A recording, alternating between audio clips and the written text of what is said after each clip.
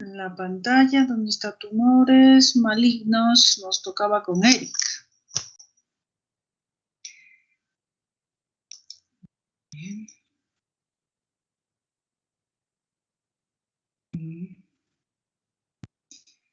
Aquí está, ya lo encontré.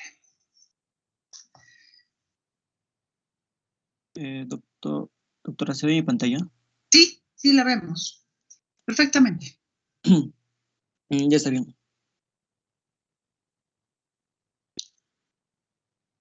Muy bien, empezamos entonces. Ya está bien. Doctora, compañeros, en esta oportunidad bueno, el tema que voy a exponer va a ser tumores malignos de faringe.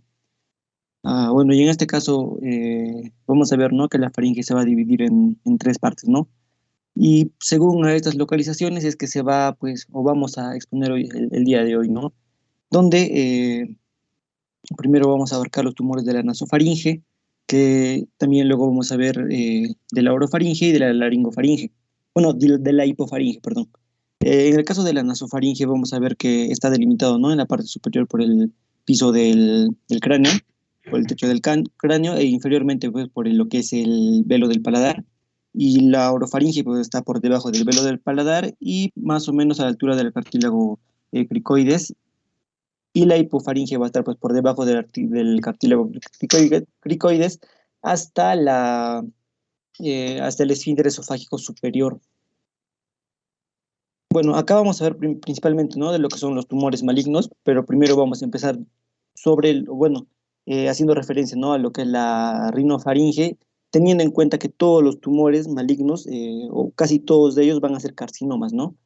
Y bueno, con respecto a los tumores malignos de faringe, vamos a ver, pues, que son, o que van a surgir, pues, expensas del epitelio, ¿no?, que recubre entre estas delimitaciones que ya lo hemos dicho, y que van a surgir a partir, pues, del epitelio escamoso estratificado, que va a ser, pues, el que va a recubrir en un 60% todo lo que es la rinofaringe. El otro 40% va a estar recubierto por el epitelio pseudoestratificado columnar, ¿no?, que es el epitelio respiratorio. Y en este caso, pues, estas neoplasias van a mostrar, pues, diferentes grados de diferenciación, ¿no? Y la parte donde más se van a formar y de donde se van a distribuir van a ser, pues, en la fosa de Rosenmüller, que lo vamos a ver un poco más adelante. Ahora, su incidencia es relativamente baja y, bueno, de aproximadamente, ¿no?, un caso por cada 100.000 habitantes, y en ambos sexos, ¿no?, no hay mucha relación, dependiendo también esto de dónde se dé, ¿no?, de qué grupo estemos hablando.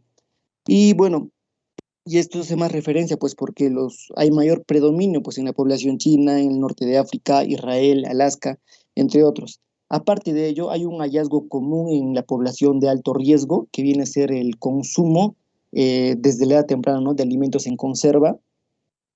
Y esto, pues, se ha visto, ¿no?, que estos alimentos en conservas van a tener constituyentes carcinogénicos y que van a, pues, activar, ¿no?, o van a tener sustancias activadoras del virus de Epstein-Barr también, que está relacionado, ¿no?, con uno de los tipos de los tumores de malignos de la rinofaringe.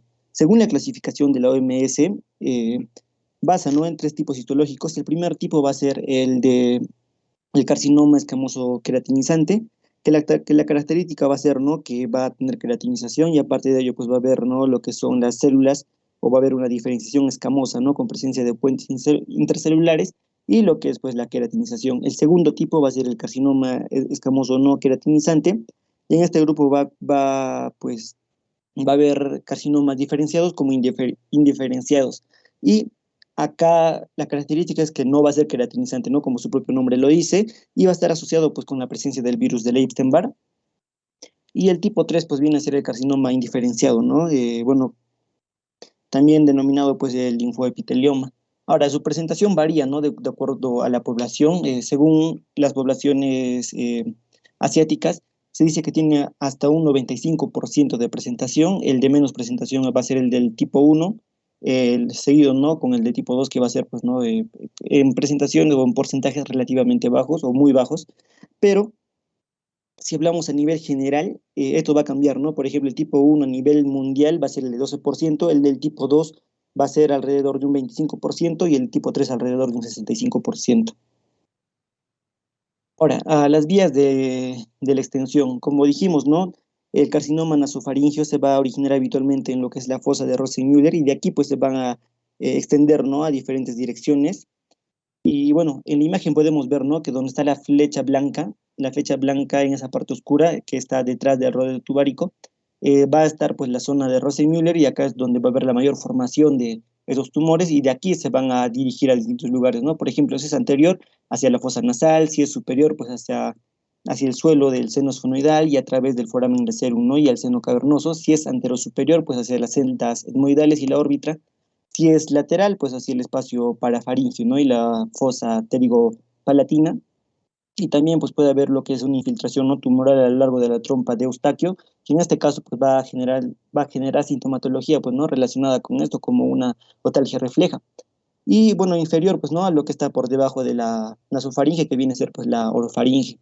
Ahora, esto viene a ser su distribución o su expansión local. También hay una expansión que es regional, que va a ser pues a los ganglios, bueno, claro, a los ganglios, y va a irse más que todo, ¿no?, a adenopatías cervicales. Y también con respecto a metástasis a distancia, la localización más frecuente va a ser la ósea, que es en un 70%, va a ser seguido de una metástasis pulmonar, y en menos porcentaje pues va a haber, ¿no?, lo que es una metástasis hepática o ganglionares extracervicales, que en este caso estaríamos hablando, ¿no?, de mediastino. Con respecto a la etiopatogenia, vamos a ver, ¿no?, que va a variar, por ejemplo, en sexo y edad. La relación va a ser aproximadamente de 2 a 3 por cada mujer, y el pico, pues en lugares de menos prevalencia va a ser alrededor de los 60, 69 años, y en los lugares, pues que hay una alta prevalencia, no va a haber esa diferenciación, ¿no?, entre varón y mujer de 2 a 3, va a ser prácticamente igual.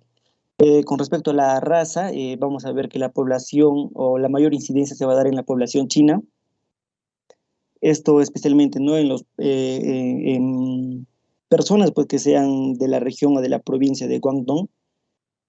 Con respecto a la situación socioeconómica, se asocia, ¿no?, a lo que es una situación económica peor. Acá vuelven a recalcar, ¿no?, lo que es el consumo de alimentos en conserva, que son relativamente más baratos. También los alimentos, ¿no? Y en este caso, ¿de qué alimentos hablan? Pues del pescado seco, vegetales conservados, sal, huevos fermentados o conservas, ¿no?, a temperatura ambiente. Y también pues está relacionado, bueno, si está relacionado o no con el consumo de ciertos alimentos, también está relacionado con el déficit de algunos alimentos que son protectores, en este caso, ¿no?, alimentos que contengan la vitamina C, que son pues inhibidores, ¿no?, de esas nitrosaminas y carotenos, ¿no?, que son los que favorecen la producción bueno, la aparición de los cánceres. En el caso de la susceptibilidad genética, bueno, se considera básicamente, ¿no?, multifactorial. Hay casos en que es genético, pero no está muy bien descrito. Con respecto a los factores ocupacionales, hay tres principales factores que están considerados actualmente y son, pues, ¿no?, lo que es la exposición al formaldehído, al polvo de madera y al tabaco, ¿no? Y con respecto, pues, al virus del Epstein-Barr, desde 1966, ¿no?, se sabe que hay una relación entre este tipo de neoplasias, pero no se sabe, pues, exactamente cómo es que el virus se infecta, ¿no?, a las células epiteliales, o si el virus infecta pasivamente, ¿no?, estas células tumorales y provoca su expansión, o básicamente cómo es pues el proceso no fisiopatogénico, pero sí hay una relación con el virus del Epstein-Barr.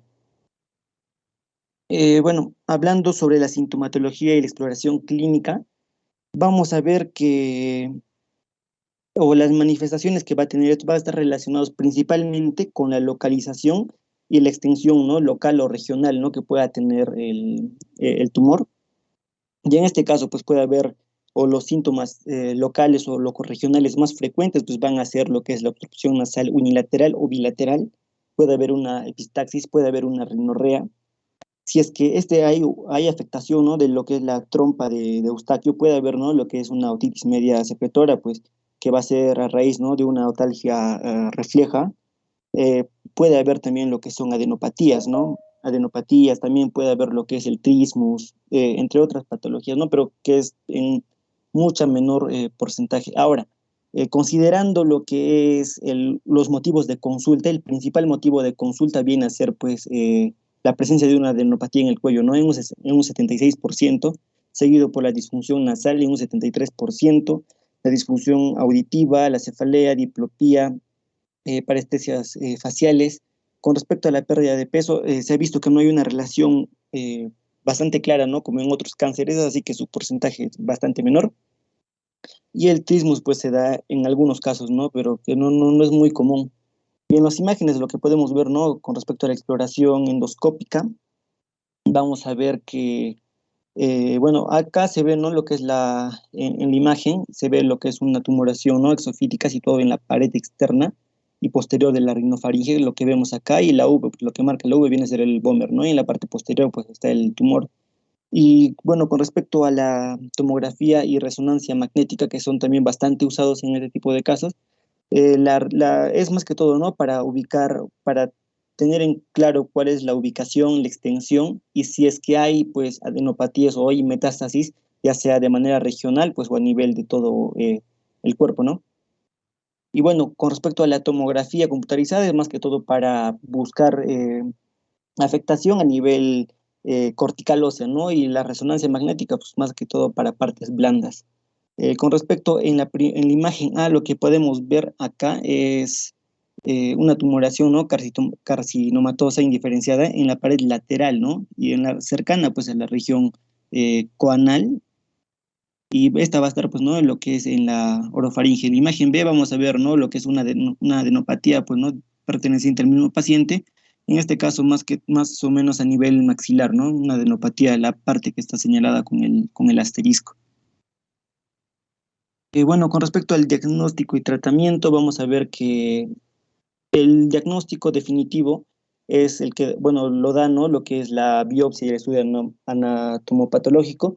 Y el tratamiento, pues, estándar del carcinoma de rinofaringe es principalmente lo que es la radioterapia externa, ¿no? Y en este caso, pues, se utiliza, ¿no? Dependiendo del estadio del tumor, ¿no? Según la clasificación del TNM. También, pues, el diagnóstico de la persistencia de la enfermedad local y o regional o bien recidiva es útil, ¿no? Lo que es el PET, la tomografía de emisión de positrones.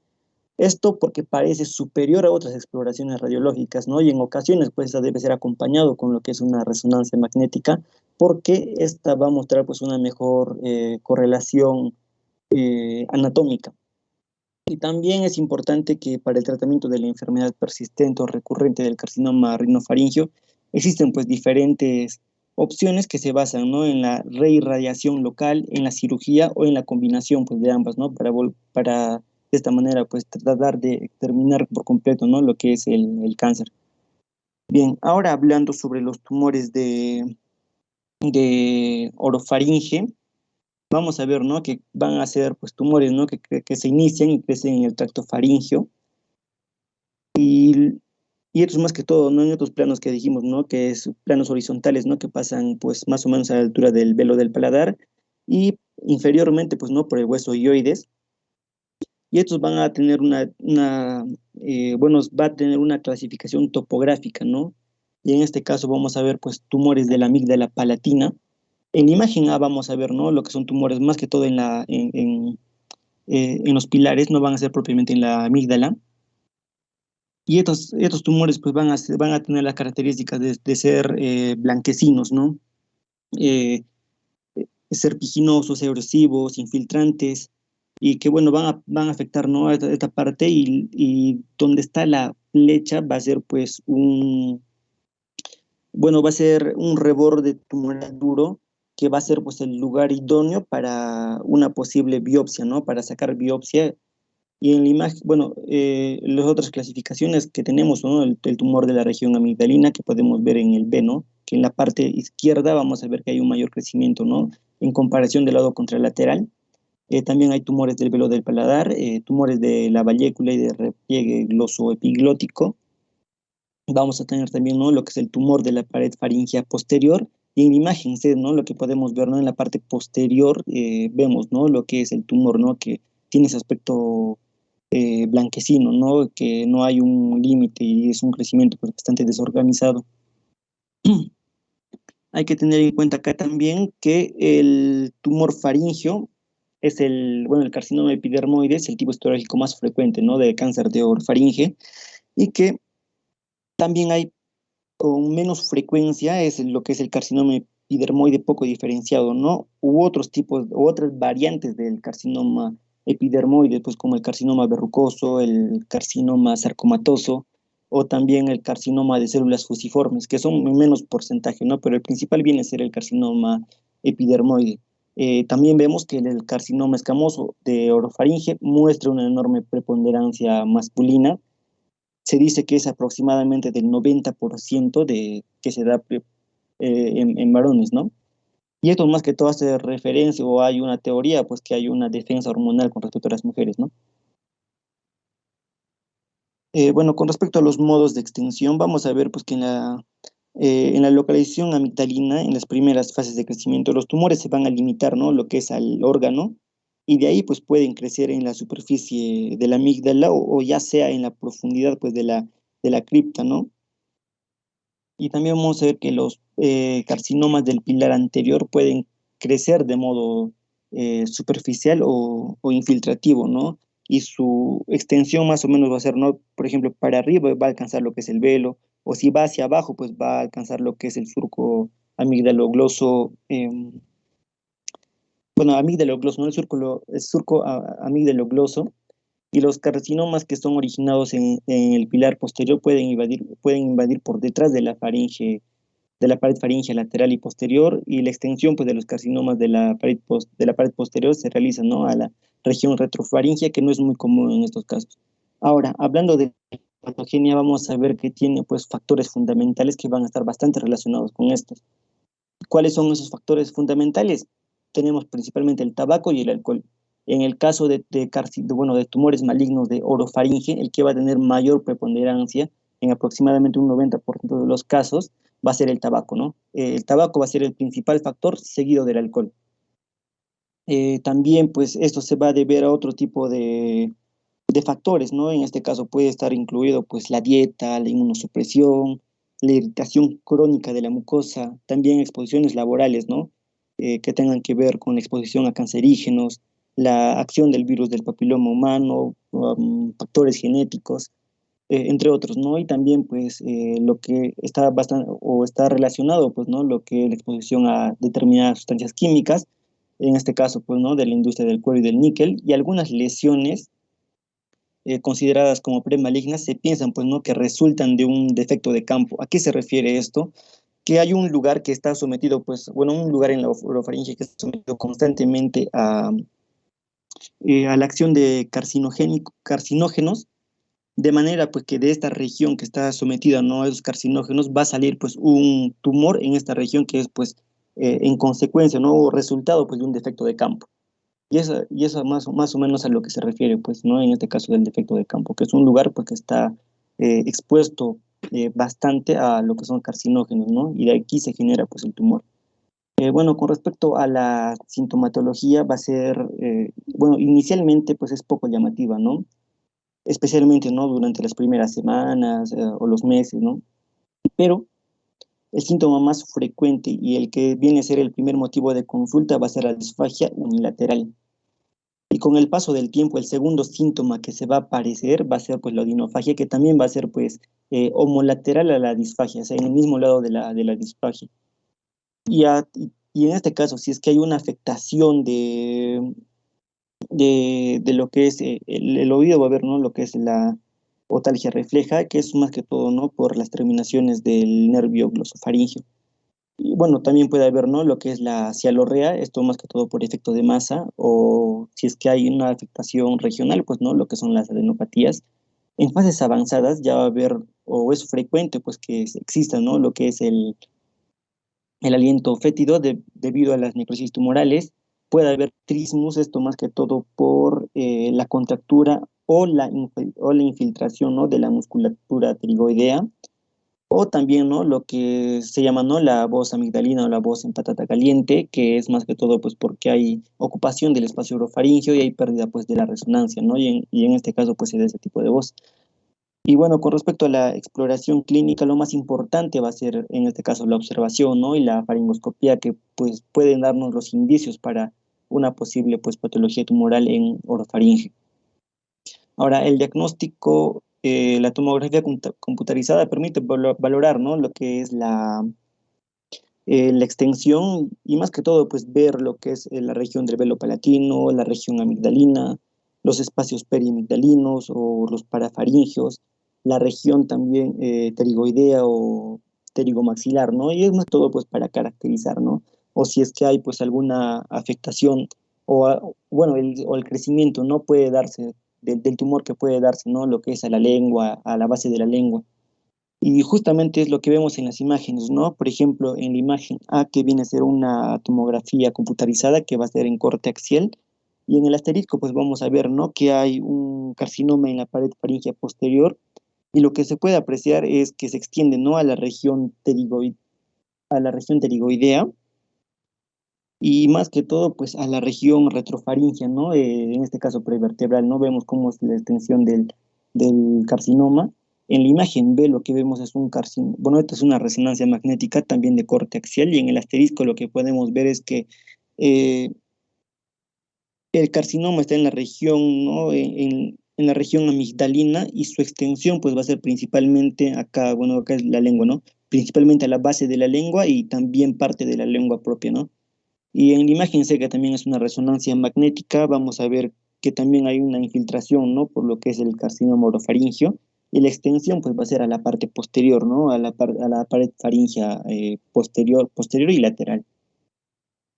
Con respecto al tratamiento del carcinoma orofaringio, van a haber tres pilares, ¿no? El que es el quirúrgico, el radioterapéutico y lo que es la quimioterapia, ¿no?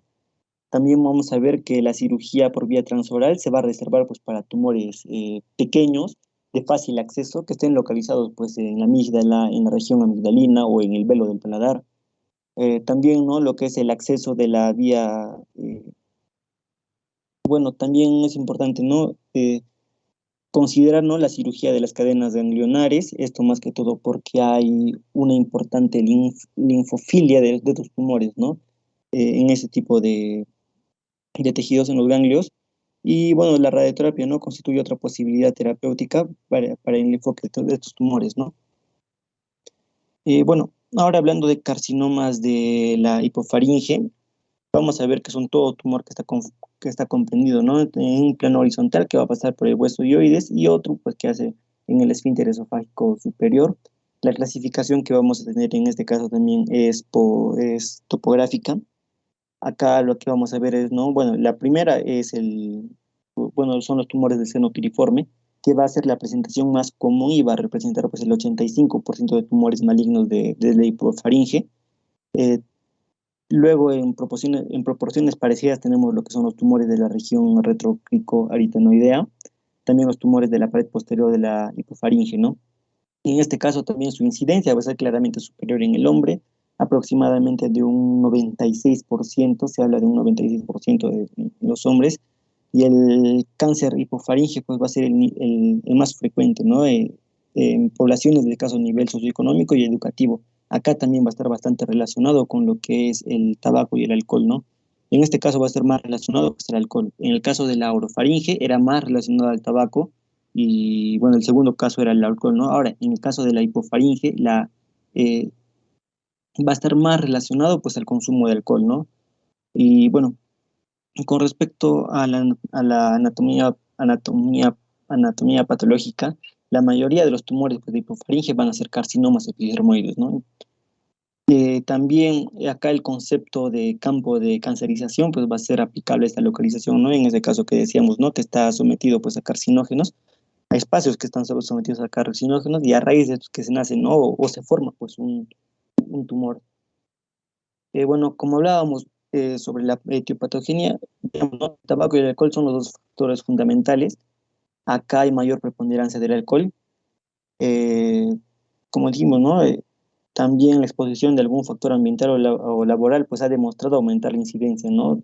Del carcinoma hipofaringio, y se cree pues que la enfermedad por reflujo gastroesofágico pues, puede constituir un importante factor etiológico.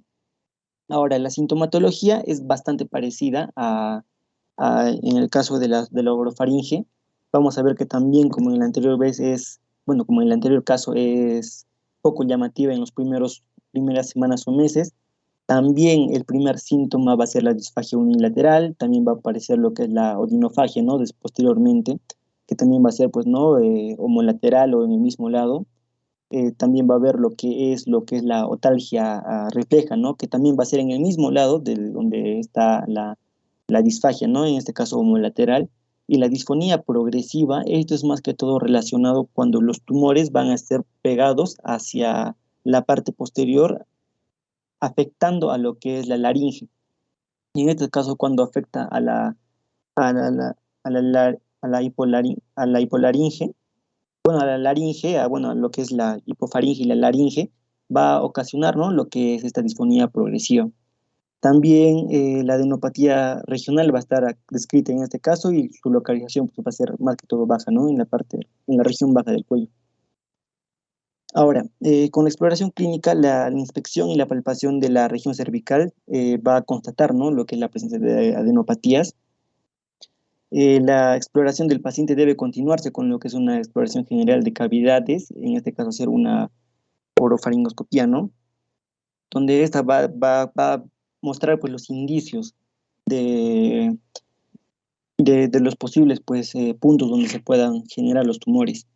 Y también con respecto a las imágenes, se usan por igual, ¿no? Lo que es la tomografía computarizada y la resonancia magnética, esto dependiendo, ¿no? De qué, bueno, de dónde sea la sospecha, ¿no? Si es en partes blandas, obviamente va a ser mejor la resonancia magnética. Si se cree que hay una alteración o hay una afectación, pues, de tejido cortical óseo, pues, la tomografía computarizada, ¿no? Y obviamente el diagnóstico de certeza pues va a ser también pues con la biopsia. En las imágenes acá lo que podemos ver es, en la primera imagen no es un corte sagital de resonancia magnética, en la que aparece señalada ¿no? con una flecha lo que es el carcinoma o la tumoración maligna del hipofaringe, y en el mismo paciente también vemos ¿no? Eh, lo que es la masa tumoral ¿no? en hipofaringe, ¿no? Señalada pues con un asterisco. Y con respecto al tratamiento, el tratamiento de los tumores del hipofaringe es un tema bastante discutible y está en función, ¿no? de la edad del paciente, de su estado general, de la extensión, de la localización de la tumoración, de la posibilidad de desarrollar metástasis o el hecho, ¿no? de que ya haya hecho de metástasis en el mismo momento o ya sea tanto regional pues como a distancia, ¿no? Y también, pues, algunas premisas deben tener en cuenta, ¿no? Para considerar la opción quirúrgica, que debe ser, pues, primero, que los tumores cuyo abordaje se pueda realizar de forma adecuada, ¿no? Que debe ser posible el tratamiento quirúrgico de las adenopatías cervicales y que debe ser posible, pues, la reconstrucción quirúrgica mediante coleajo regional pediculado.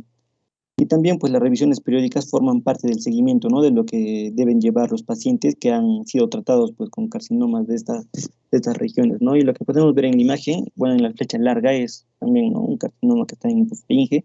Y, bueno, las demás flechas, pues, van a ser, pues, lo que son las metástasis, ¿no? A distancia, en este caso, pues, a nivel mediastinal o también en lo que son los ganglios linfáticos a nivel cervical. Y eso es todo, doctora. Ya, muy bien. A ver, tu cuestionario, tus preguntas para Ah, ya, doctor, estoy. preguntar a tus compañeros. Aquí está, doctora.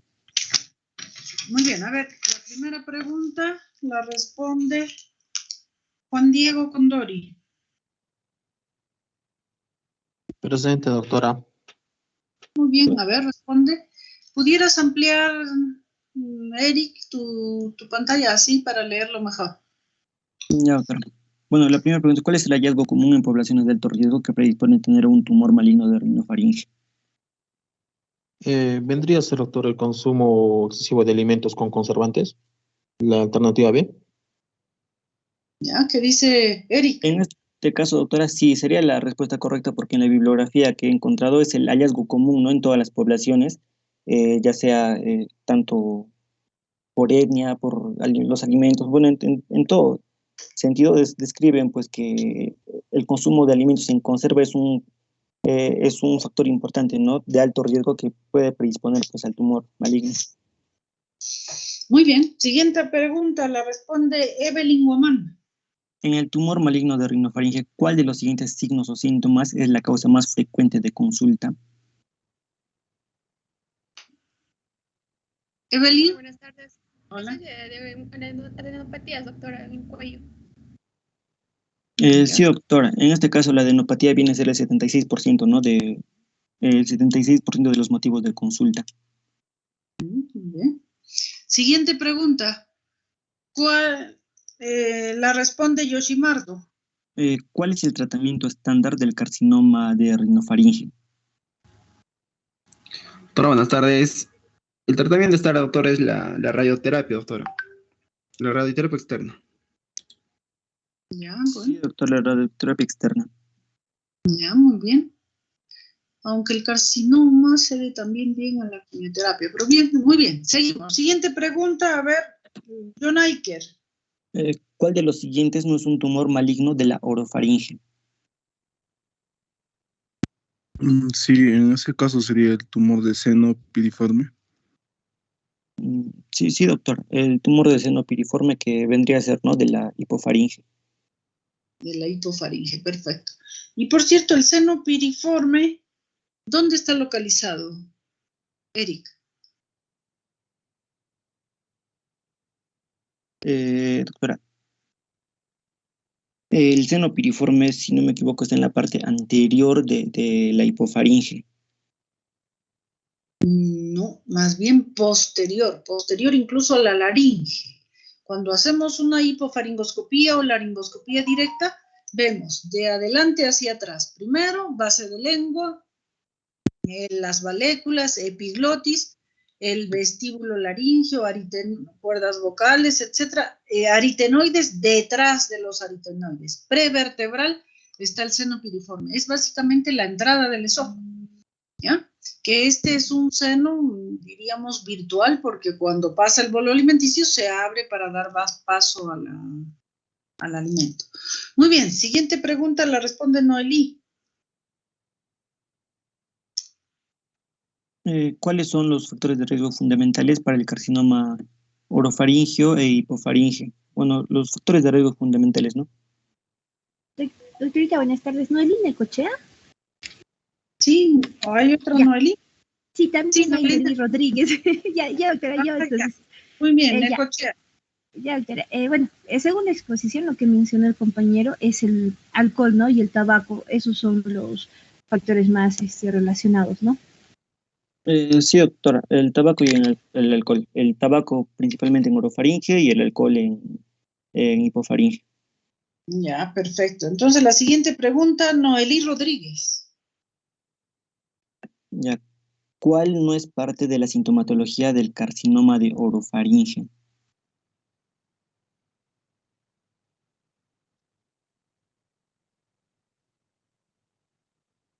¿Está Noelí Rodríguez? Sí, doctora. ¿Cuál es? Lateral y la orinofagia. La D, la alternativa D. Ah, sí, doctora, estaría bien. En este caso, la sintomatología es disfagia unilateral y la odinofagia vendría a ser en el mismo lado, ¿no? En este caso sería homolateral y el incorrecto sería esto. Ya, perfecto, muy bien. Siguiente pregunta, responde Melanie. ¿Cuáles son los 3 pilares del tratamiento de los tumores orofaringeos?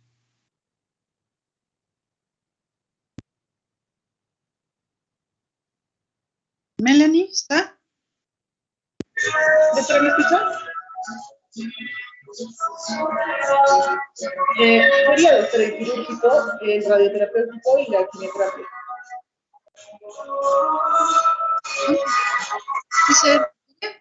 Sí, doctora, esos son los 3 pilares, ¿no? De tratamiento en los tumores orofaringeos. Muy bien. Siguiente pregunta, la responde Lisette Solís. ¿Cuál de los siguientes no es un tumor maligno de la hipofaringe? El tumor del velo del paladar, en este caso. Bueno, sí, doctora, en este caso está bastante obvio porque el tumor, bueno, el velo del paladar, ¿no? Está en la Claro, orofaringe. anatómicamente es diferente. Muy bien. Siguiente pregunta, la responde Renzo Aguirre. ¿Cuál es el tipo más común de carcinomas de la hipofaringe y orofaringe en general? Renzo. No está Renzo. Ah, ya. La clase pasada faltó también. Erasmo Amau, responda a esa pregunta. Ya, doctora. Disculpe, ¿me puede repetir por favor la pregunta? ¿Cuál es el tipo ¿Cuáles más son los común? tipos, no? ¿Cuál es el tipo más común Más de comunes de carcinoma carcinoma. en hipofaringe? La gran mayoría de los tumores de la hipofaringe son los carcinomas epidermoides, doctora. ¿Qué dice Eric? Sí, doctora. Muy bien. Siguiente pregunta, responde Arons. Bueno, ¿en qué nivel de la faringe se encuentra este tumor? El que vemos en imagen, ya sea nasofaringe, orofaringe o hipofaringe. Son los carcinomas epidermoides. Ah, ya, eso es Son los hipofaringe, carcinomas compañero. epidermoides. Bueno, sí, doctora. No, este tumor claramente está en la hipofaringe, ¿no? Que está por debajo del que es el cartílago cricoides. Exacto. Doctor, Ya, esto- perfecto. Muy bien. Entonces, Eric, sí, doctora. bueno, has hablado muy bien de los carcinomas, pero ¿qué otro tipo de tumores malignos también puede haber a niveles de la faringe? Doctora, en la bibliografía que he encontrado, hablaba básicamente de los carcinomas, doctora, y bueno, la variante de ellos, ¿no? En este caso, dependiendo, no sé si es un carcinoma epidermoide, pues las variantes de estos, ¿no? Por ejemplo, el verrucoso.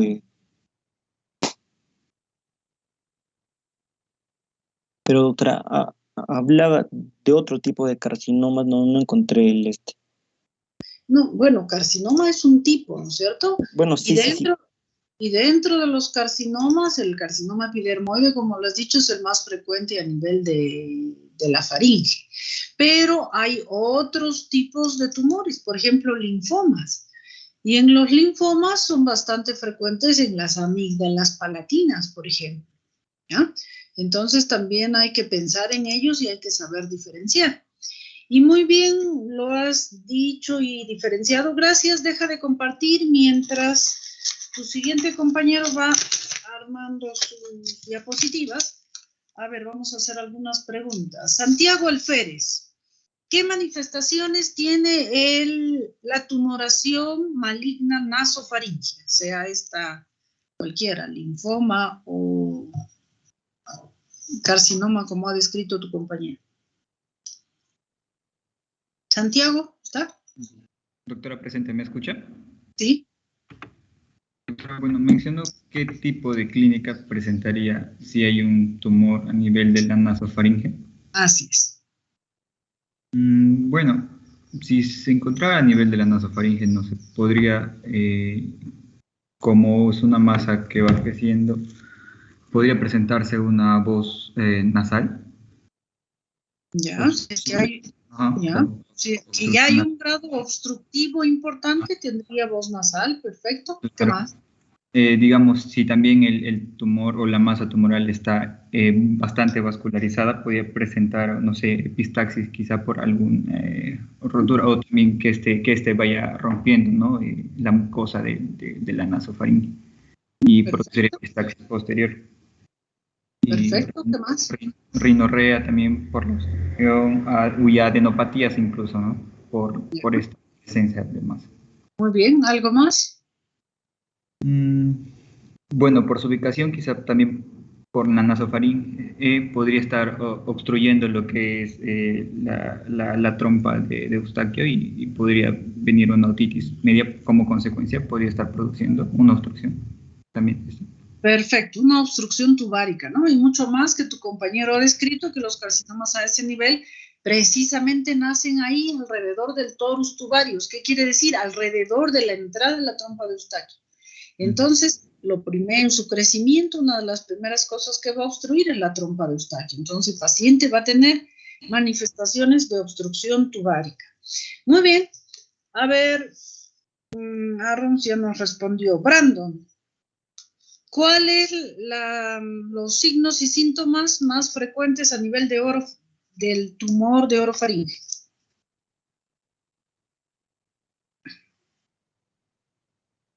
A ver, está... ¿Podría volver a repetir, por favor? ¿Cuál es la signo-sintomatología de un tumor maligno de orofaringe? Ya, doctora, podemos tener una úlcera en la boca, dolor también. ¿Úlcera Puede en haber- la boca? ¿O Doctora, dónde? ¿La úlcera dónde estaría? en la boca, doctora. En la boca. La boca no es faringe, ¿eh? No, o sea... Ahí, doctor, espera un ratito. A ver, eso, chicos, es muy importante definirnos bien, conocer bien la anatomía, porque de ahí derivan. Muy bien, vuestro compañero anterior, por ejemplo, ha descrito un problema en nasofaringe, da alteraciones nasales y de trompa, ¿no es cierto? Entonces, ahora Ya, estamos doctora. de orofaringe. Disculpe. ¿Cuál sería la manifestación? Va a presentar odinofagia, una disfagia unilateral también, doctora. Ya, odinofagia, disfagia, bien. Y puede haber úlcera, está bien, sobre todo los carcinomas pueden manifestarse así, tipo ulcerado o tipo vegetante, ¿no? En cambio, el linfoma más bien es una masa generalmente dura, lisa, que se ve ahí a ese nivel de la orofaringe.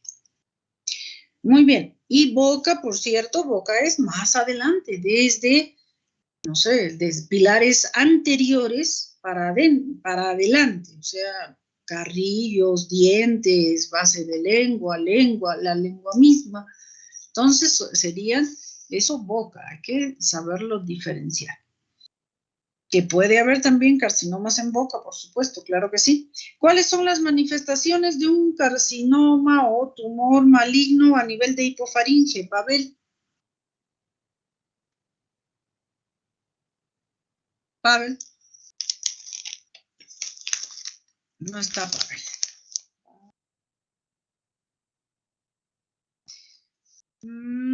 Elian, no, Eli hemos hecho. Alejandra Morales, o Paloma Alejandra.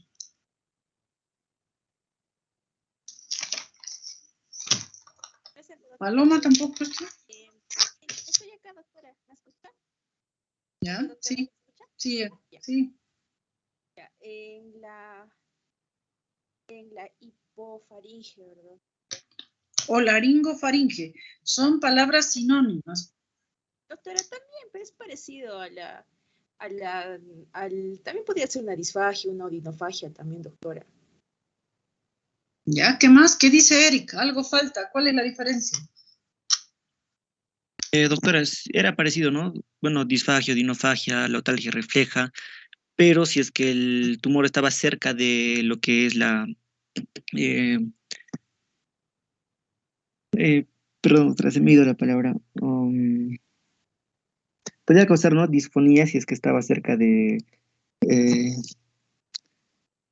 No, disfonía no. Disfonía ya es cuerda vocal, abajo. Sí, doctora, porque no estaba cerca, podría causar una disfonía progresiva. No, está bueno, ya tendría que haber invadido primero la epifaringe, ¿no? O el espacio supraglótico para que llegue a cuerdas vocales. Entonces, un poquito, en un caso muy avanzado que haya invasión laringea puede ser. Bien, pero importante, por ejemplo, que sepan diferenciar, ¿no? Que a nivel de la nasofaringe lo que va a haber es más un proceso obstructivo de trompa y producir hipoacusia, sensación de oído tapado, etcétera, o hasta otitis media serosa propia de la obstrucción tubárica. En cambio, si el tumor está a nivel de oro o rinofaringe, lo que da es dolor. El paciente refiere dolor a nivel del oído sin estar la patología en el oído, ¿no? Es la famosa otalgia refleja. En la nasofaringe no hay otalgia, lo que sí hay obstrucción tubárica. Muy bien, adelante Dave con tu tema, gracias.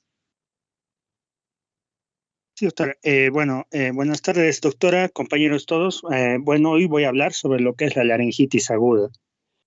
Bien, para empezar, definamos lo que es la laringitis. Es una inflamación de la mucosa laringea, en pocas palabras, y que tiene una instauración aguda, como lo dice su nombre, ya sea en horas o días, pero según varias definiciones que sea menos de 3 semanas. Porque si hablaríamos de más de 3 semanas, hablaríamos de un proceso crónico. Ahora, va a haber diferentes manifestaciones según, por ejemplo, la etiología, por ejemplo, si es bacteriana, si es viral, o por ejemplo, si puede ser fúngica, o también dependiendo de la población a la que está afectando. En este caso, por ejemplo, en los niños, vamos a ver que la afectación es rápida y también la afectación es subglótica mayormente. Esto debido netamente a particularidades anatómicas que tienen los niños, por ejemplo, de que el diámetro de lo que es la laringe es más angosto, entonces facilita la rápida colonización incluso puede transferirse a lo que es la tráquea y los bronquios. En cambio, y además, el síntoma principal en esta población es lo que es la disnea, con lo cual hay que tener mucho cuidado. Ahora, en los adultos, generalmente la afectación es glótica y supraglótica, y mayormente lo que va a causar el síntoma más predominante es la disfonía. Como vemos en la imagen de la derecha, vamos a ver lo que es la laringe.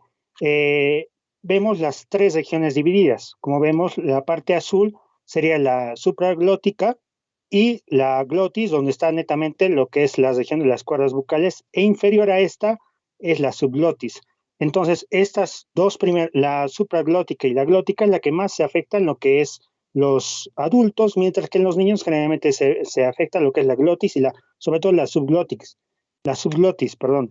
Entonces, fácilmente puede pasar las bacterias o la infección a lo que es la tráquea. Y además, como está en esta zona tan estrecha, al haber una inflamación, un edema, va a haber un estrechamiento de la luz laringea, con lo cual va a ocasionar lo que es el síntoma de la disnea.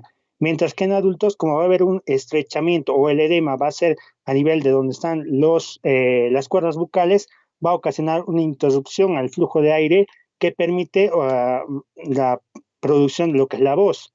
Entonces ocasionaría una disfonía o una ronquera, por ejemplo.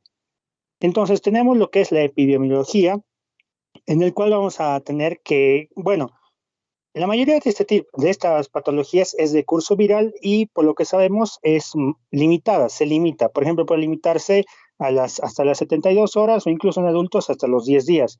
Entonces, no es que se haya investigado tanto, pero sí es una causa frecuente de consulta de lo que es pediátrica con lo que es la disnea. Entonces, vamos a ver que algunos datos que puedes recopilar es que, por ejemplo, en adultos es más frecuente entre los 18 a 40 años y en los niños es a partir de los 3. Ahora, si se da entre los 6 a 3 años, generalmente se da lo que es la forma de presentación de laringo-traqueobronquitis, o conocido también como el croup viral. Y esto generalmente se da por el virus de parainfluenza tipo 1. Recordemos que hay 3 tipos diferentes de virus de parainfluenza, tipo 1, tipo 2 y tipo 3. El tipo 1 es el más frecuente y el tipo 3 se dice en varias bibliografías que da un curso más severo. Ahora, la incidencia se dice calculada aproximadamente es de 6,6 casos a la semana de laringitis. Entonces, como vemos, es muy recurrente, sobre todo en la población pediátrica. Ahora, va a afectar al 35% de la población mayor de 40 años. Además, vamos a ver que esta patología va a tener diferentes tipos de factores predisponentes, como lo que es el consumo de tabaco, el consumo de alcohol, el sobreesfuerzo vocal, por ejemplo, en profesiones que las requieran. Por ejemplo, puede ser un maestro que a cada nada esfuerza su voz, y además también en que tengan reflujo gastroesofágico. Entonces podemos sospechar en personas que tengan ERGE, inmediatamente podemos sospechar que esta es la causa. Asimismo, también factores ambientales, como se ve, por ejemplo, la humedad del ambiente, incluso se ha vinculado a estaciones del año. Por ejemplo, se ha visto que hay más en otoño o cuando se hace cambios bruscos de temperatura, esto sobre todo en los niños. Entonces, como vemos en la imagen inferior, vemos que es, como dije, una inflamación de lo que es la mucosa laringea, con lo cual va a haber una obstrucción al flujo de aire. Ahora, hay diferentes tipos de causas. Según la etiología, podemos dividirlo en infecciosas y no infecciosas. Dentro de las infecciosas tenemos mayormente como son el rinovirus, el parainfluencia tipo 1, tipo 2 y tipo 3. Recordar lo importante porque da lo que es el síndrome de Krupp viral, aunque también puede ser por otras patologías, pero principalmente son estas. También el virus respiratorio sincitial, adenovirus, influenza ABC y también el herpes virus, sobre todo en población adulta. Y esto es importante tomarlo en cuenta porque este tipo de presentación hay que tener en cuenta para el tratamiento, que es con aciclovir. Ahora, también puede deberse por bacterias, como es principalmente la Haemophilus influenzae tipo B, que va a dar lo que es la epiglotitis en niños, que es otro tipo de faringitis que da. Asimismo, también tenemos el estreptococo beta hemolítico, sobre todo en lo que es los adultos, Moraxella catarrhalis, entre otros. Y también no olvidar, por ejemplo, el Corynebacterium diphtheriae, que si bien es cierto, la vacuna que se pone a los niños ha ayudado a disminuir, siempre es importante tenerlo en cuenta y preguntar al momento de la anamnesis si realmente ha cumplido con este esquema de vacunación. También tenemos los hongos y mohos y también otras causas de infecciones, como puede ser, como lo dije, el reflujo, puede ser los irritantes, dependiendo del trabajo, pero esto más que todo da en patologías de laringitis crónica, por ejemplo, puede ser alérgica, traumática, entre otros. Bueno, vamos a dividirlo en dos, formas clínicas que se presentan en niños y formas clínicas que se presentan en adultos. En lo que es los niños tenemos el principal, que es la laringitis glottosubglótica o también llamada laringotraqueitis o también llamada CRUP.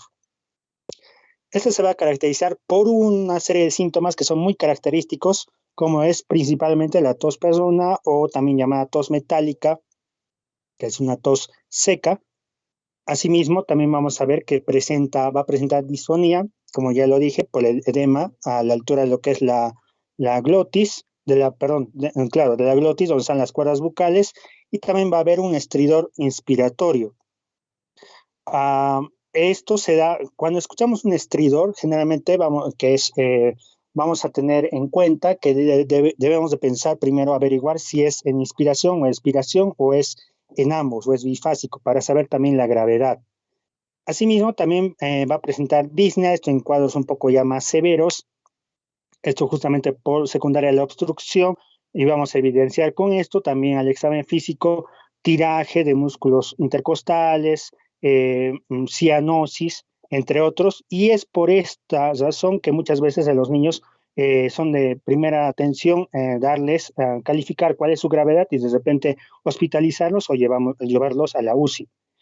También se ha visto que muchas veces aparecen síntomas prodrómicos como virales o catarrales, como puede ser la secreción nasal, la fiebre, la congestión nasal, esto asociado justamente a un cuadro viral que posteriormente va a pasar a una laringitis, a un CRUP.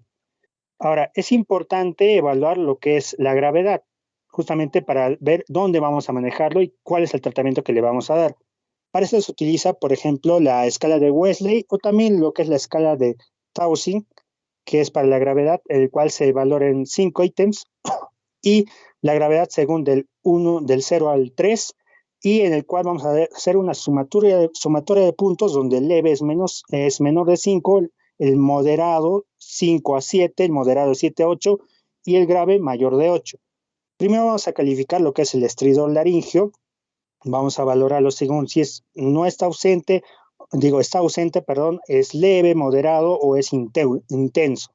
Ahora, también vamos a valorar lo que es la entrada de aire para ver si hay disnea o no. Por ejemplo, si es normal, si es leve, si es leve disminución o si está disminuida o muy disminuida, y además se va a acompañar con otra sintomatología como puede ser lo que es la cianosis, que es el siguiente punto a evaluar, en el cual vamos a valorar que en 3 es cuando ya vemos lo que es la presencia de cianosis, que nos habla de una obstrucción muy severa y que puede estar comprometiendo la vida del paciente o del niño en este caso. Ahora también vamos a valorar lo que es las retracciones de los músculos auxiliares de la respiración, por ejemplo, puede ser una retracción costal, también podemos ver una variación en lo que es la respiración tóraco-abdominal. Entonces vamos a ver si hay o no, si es que son escasas, moderadas o son muy intensas. También se relaciona con lo que es el estado de conciencia, como puede ser normal, o si ya está ansioso, agitado, o si también ya presenta ya letargia, y estaríamos en un caso ya mucho más grave. Ahora, en la imagen inferior podemos ver lo que es una laringoscopía, en el cual podemos apreciar la altura de lo que es la glotis. Podemos ver en la imagen número B, es una laringe normal, en el cual podemos ver la abertura, que es la glotis, y asimismo podemos ver la parte anterior y posterior. La posterior está lo que es la epiglotis, la anterior están los cartílagos aritenoideos, y vemos lo que son las cuerdas bucales. que como vemos son color blanco nacarado, también puede ser pálido, la mucosa también es pálida, y vemos que la apertura es normal. Mientras que en una laringitis aguda podemos apreciar que los cartílagos ni siquiera se pueden diferenciar bien del resto de la mucosa porque están eritematosos. Además también hay edema que, como vemos, estrecha lo que es la abertura de la glotis, impidiendo el adecuado flujo de aire. Bien, también tenemos lo que son diagnósticos diferenciales para ese tipo de patología en que debemos de pensar. Primero, recordar que el diagnóstico de este Krupp es netamente clínico y si se necesita realizar, bueno, no se recomienda realizar lo que son exámenes como de imágenes o de laboratorio, salvo se sospeche de otra patología, por ejemplo, una radiografía por pensar, por ejemplo, en un cuerpo extraño o en una epiglotiditis. Bueno, ahora tenemos lo que es el diagnóstico diferencial, como es lo que es la traqueitis bacteriana, esta caracterizada por lo que es la fiebre alta, una apariencia tóxica, también una pobre respuesta a la epinefrina, que es un tratamiento que se le da a estos niños con Krupp. Asimismo, también si es que estamos presentando si estamos sospechando una epiglotitis, primero valorar si es que has recibido o no vacunas para lo que es el Haemophilus, o si es que hay una ausencia de tos traqueal, o como escuchamos lo que es el estridor laringio, o si es que hay un inicio súbito con fiebre alta, si es que hay disfagia, si es que hay ansiedad, por ejemplo, o la característica es de que se sienta flexionado hacia adelante, sobre todo en las horas de la noche, donde le falta más aire en lo que es la posición de cúbito supino. En el cuerpo extraño, que también tenemos que valorar, pensar en esto, por ejemplo, si es que estamos ante un estridor laringio de inicio muy agudo, si es que hay un antecedente de que el niño estaba ingiriendo alimentos o algo así, o, por ejemplo, en la presencia de, por ejemplo, que generalmente está alojado en lo que es el esófago superior. Para esto podemos realizar lo que es una radiografía. Ahora, también podemos pensar en difteria laringia, esto más que todo en pacientes que no hayan completado su inmunización, o si es que tiene también prodromos de faringitis con síntomas progresivos, si es que tiene una fiebre de bajo grado, si es que hay disfonía, tos traqueal, estridodisfagia, y que además en la laringoscopía se observa lo que es las membranas. Ahora, también podemos pensar en lo que es una reacción alérgica como diagnóstico diferencial, y esto más que todo en antecedentes, preguntar qué tipo de comida ha comido, si es que ha presentado algún signo de alergia, como por ejemplo secreción nasal, estornudos, el saludo alérgico, entre otros, o si es que hay antecedentes familiares de alergia, ¿no? Bien, tenemos lo que es el manejo, lo que es la laringotraqueitis aguda o llamada también Krupp. Esto dependiendo de la valoración que le demos con el cuadro que ya les mencioné, vamos a valorar el leve, moderado y grave. En leve solo se recomienda mantenerlo confortable, tranquilizar al niño para que no haga sobreesfuerzo. Y así también se puede recomendar lo que es la dosis de dexametasona de 0,6 miligramos por kilogramo por vía oral en dosis única. Y valorar según esto lo que es la buena o mala respuesta. En moderada tenemos lo que es mantener lo mismo, mantener confortable, darle dexametasona, una dosis única, vía oral, y también someterle a una observación de 2 a 4 horas en urgencias para valorar si es que responde o no favorablemente. Ahora, si no vemos una adecuada respuesta, empieza a empeorar dentro de estas 2 a 4 horas, podemos darle, por ejemplo, una epinefrina nebulizada y también pasar a observar. Asimismo, si nos presentamos ante una fase grave, primero tenemos que ver una oxigenoterapia, porque justamente el niño está empezando a tener una desaturación. Se recomienda en niños que tengan una saturación inferior del 92% a nivel del mar, y en el caso nuestro, a menos del 90 a 88% de saturación. También se les recomienda dar lo que es la epinefrina nebulizada y también lo que es la dexametasona oral en dosis única. Y si es que sigue empeorando, se le puede valorar o no dar otra segunda dosis. Y también valorar su posible ingreso a lo que es la UCI pediátrica. Ahora tenemos otros 2 tipos de laringitis no menos importantes, como son la laringitis supraglótica o también la llamada epiglotitis del niño o supraglotitis. Este generalmente se da por el virus de influenza tipo B, pero va disminuyendo con lo que es la vacunación, y también puede darse por algunas bacterias como el Streptococcus o el Staphylococcus aureus. Generalmente se da en niños de 2 a 6 años y se caracteriza por una febrícula, malestar general, disnea con exterior inspiratorio también, y también la característica es que adopte esta posición de sentado con el cuello en hiperextensión para poder ayudarse a respirar, y además de una voz amigdalina o voz en patata caliente o papa caliente, o también llamada gangosa. Y además de esto, otra característica importante a resaltar es que va a presentar lo que es la odinofagia. Asimismo, en este caso sí se recomienda, se puede hacer una valoración por imagenología en los rayos X, en el cual podemos ver el signo del dedo gordo que vemos en la imagen de la derecha, el signo del dedo gordo o de dedo de enguante que podemos apreciar, que nos habla de una epiglotitis. Ahí el tratamiento se recomienda, por ejemplo, un antibiótico, por lo que es estos estreptococos, estafilococos, una ceftriaxona, y también se le puede dar corticoides intravenosos. Asimismo, tenemos lo que es el otro tipo de laringitis estridulosa o espasmódica o pseudocrup. Este va a tener características de un comienzo brusco nocturno, generalmente durante el sueño del niño, va a tener un exterior inspiratorio y no va a tener o no está determinado fehacientemente un componente infeccioso. Va a tener una disnea paroxística, es decir, que va a tener empeora en el decúbito supino, y es por eso que adopta a veces posiciones sentadas o generalmente se da durante horas del sueño, y por lo general va a estar afebril o puede presentar una leve febrícula. Va a ceder espontáneamente o con modificación del ambiente, y puede requerir o no oxigenoterapia o corticoides a dosis única, y es autolimitado, y a veces puede tener varias veces se puede dar a lo largo del año. Ahora tenemos un cuadro comparativo en lo que es la epiglotitis, la laringotraquitis y el CRUF, y lo que es la laringitis estridulosa. Sobre todo lo que vamos a caracterizar es el CRUF, que va a tener un componente vírico, un prodromo vírico, como lo dije, va a ser inicio en días, a diferencia de la epiglotitis que es en horas, o el otro que es solo nocturno, generalmente va a tener tos, además, asimismo también la estridulosa, y la fiebre generalmente es baja, a diferencia de la epiglotitis que generalmente es alta, y la estridulosa que no tiene.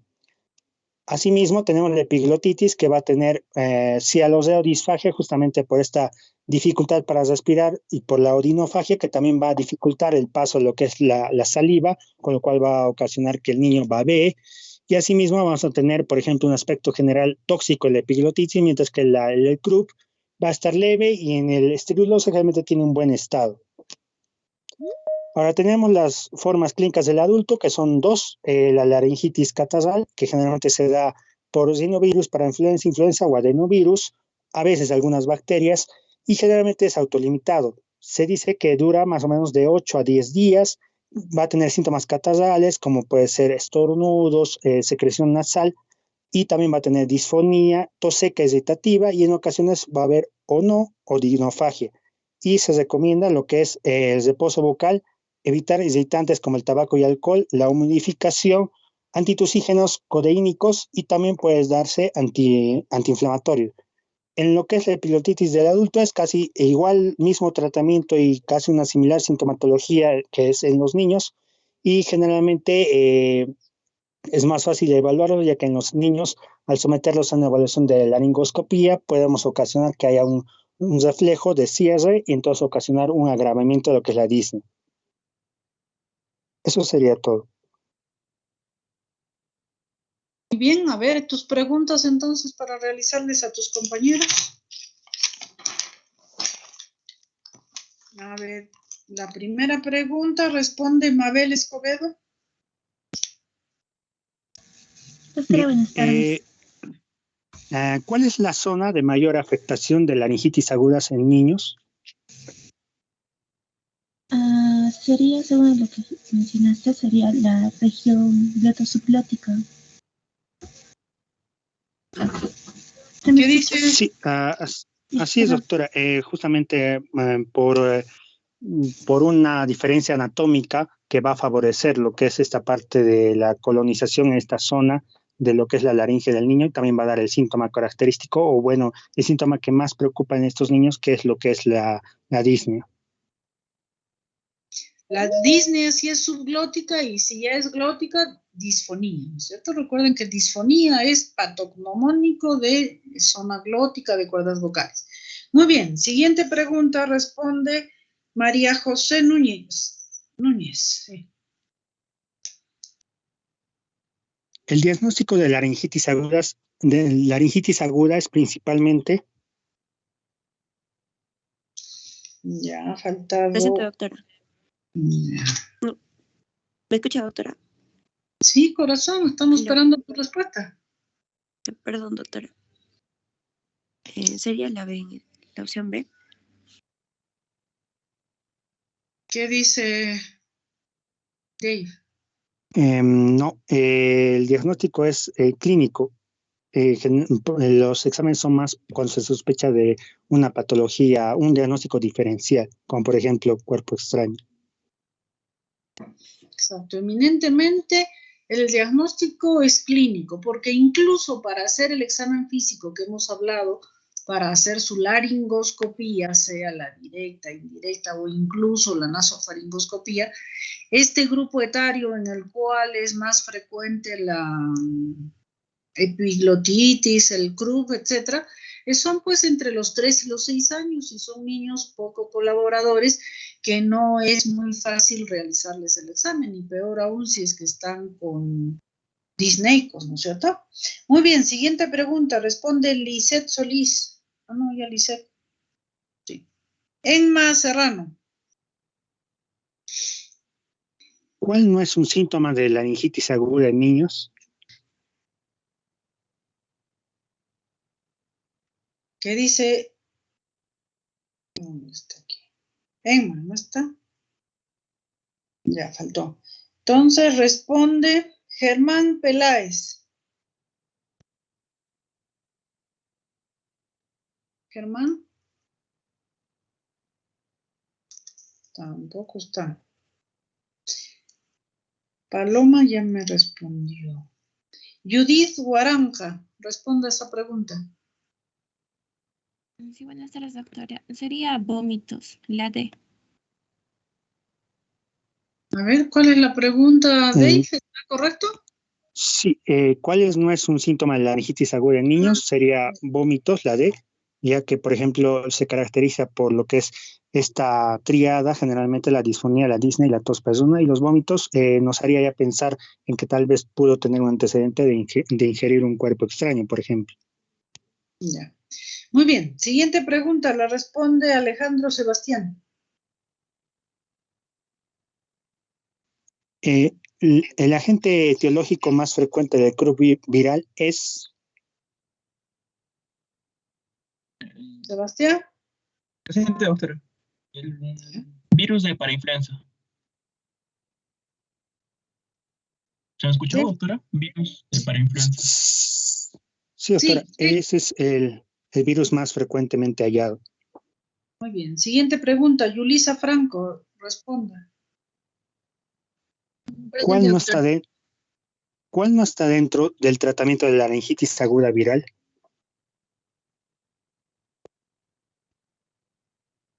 ¿Yulisa? Sí, doctora, como el compañero dijo, se le daba oxigenoterapia, también se le daba humidificación del aire y también la nebulización con adrenalina. El que no sería antibioticoterapia, doctora.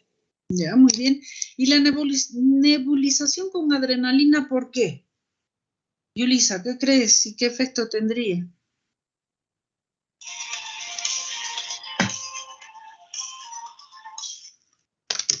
Yulisa o Dave, a ver si es que no responde el uno, responde el otro. Doctora, bueno, la nebulización con adrenalina o epinefrina generalmente se da para disminuir lo que es el edema, que es el principal que está ocasionando lo que es la disnea, que es lo que más agrava al paciente pediátrico, ¿no? Entonces eso podría ayudar en bastante forma, y además porque tiene ¿cómo decirlo? una acción rápida de 2 a 5 minutos, entonces ayuda a un proceso muy agudo que está comprometiendo lo que es la vida del paciente. ¿Ya? Muy bien, entonces básicamente la epinefrina para hacer vasoconstricción, ¿no? Para disminuir el edema y poder, bueno, respirar mejor. Muy bien.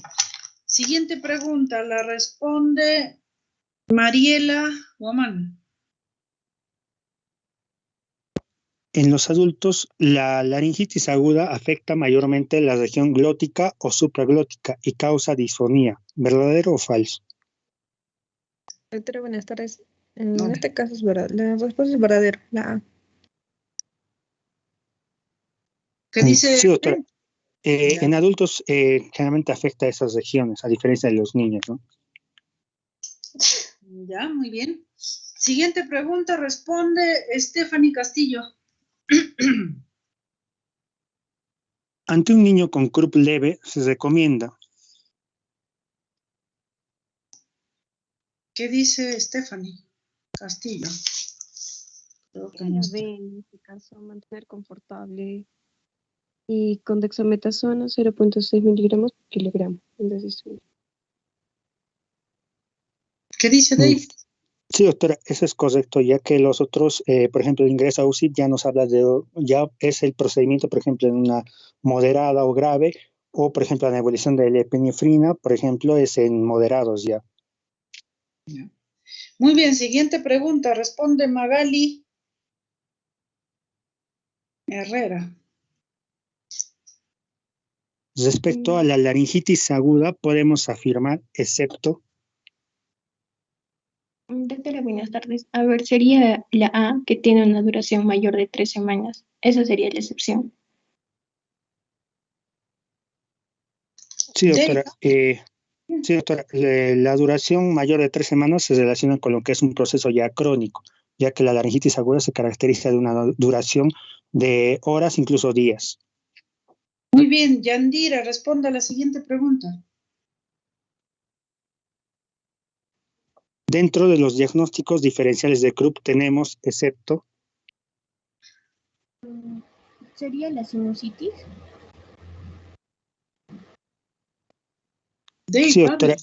Sí, es correcto, doctora. Como ya lo mencioné, la epiglottitis, la traqueitis presentan sintomatología similar y así también lo que es el cuerpo extraño. Muy bien, Carlos Torres, responda a la última pregunta. Buenas tardes, doctor. Dentro de los factores predisponentes tenemos de lo que es la laringitis aguda. Ya bueno, mencionaste tabaco, las personas que irritaban, supongo que sobreesfuerzo vocal, ERG debe ser, pues causa irritación, entonces todos son correctos, la B. Sí, doctora, todos están incluidos dentro de lo que es la epidemiología de la laringitis aguda como factores predisponentes. Pero ahí dice excepto, o sea, no existe la alternativa. Bueno, sí, había uno que decía todos son correctos, o sea que ninguna era incorrecto. Ya, o sea, aquí ahorita todos son correctos, no hay el excepto. Sí, doctora. Entonces, excepto hay que borrarlo, ¿no? Muy bien. Mientras deja de compartir su pantalla, Dave, gracias, y se prepara vuestro siguiente compañero. A ver, iremos preguntando también algunas cosas. A ver, Yarami, ¿cuál sería la signo-sintomatología de una laringitis supraglótica?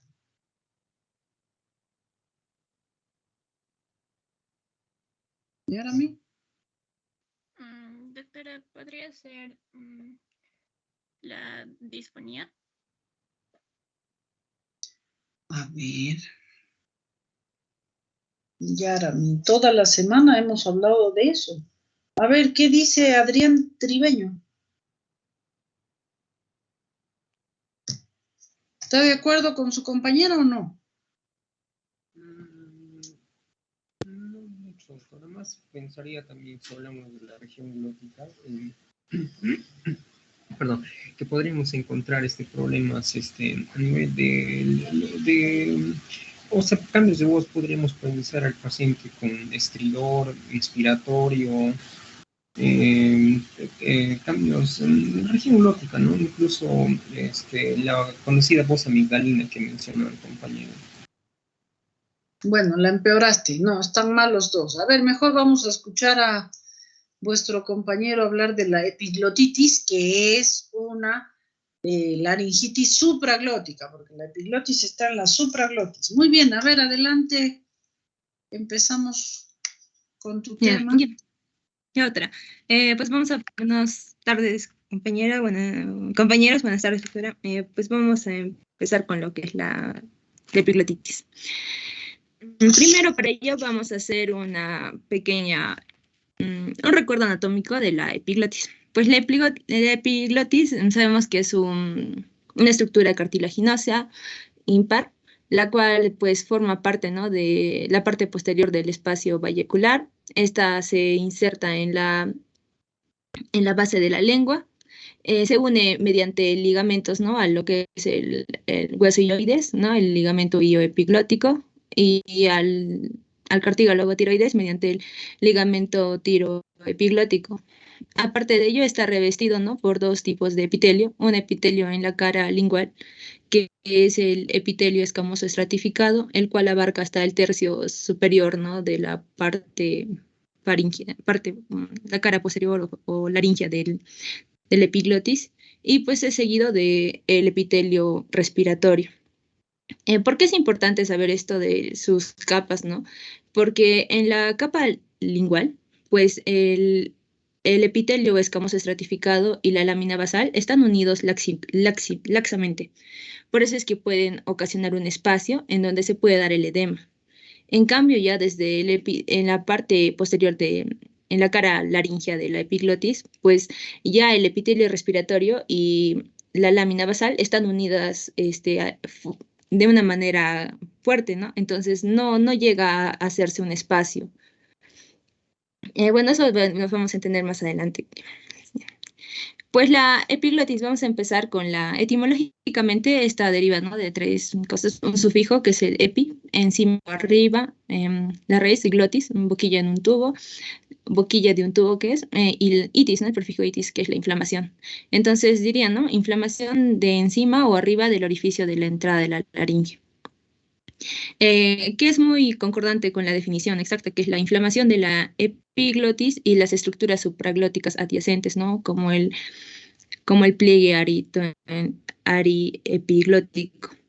Y esto se debe principalmente a una infección. Como vemos acá, ¿no?, esta es la epiglotis, ¿no?, como lo vemos normalmente, y este es cuando ya está, ¿no?, con la epiglotitis inflamada, edematosa y congestiva.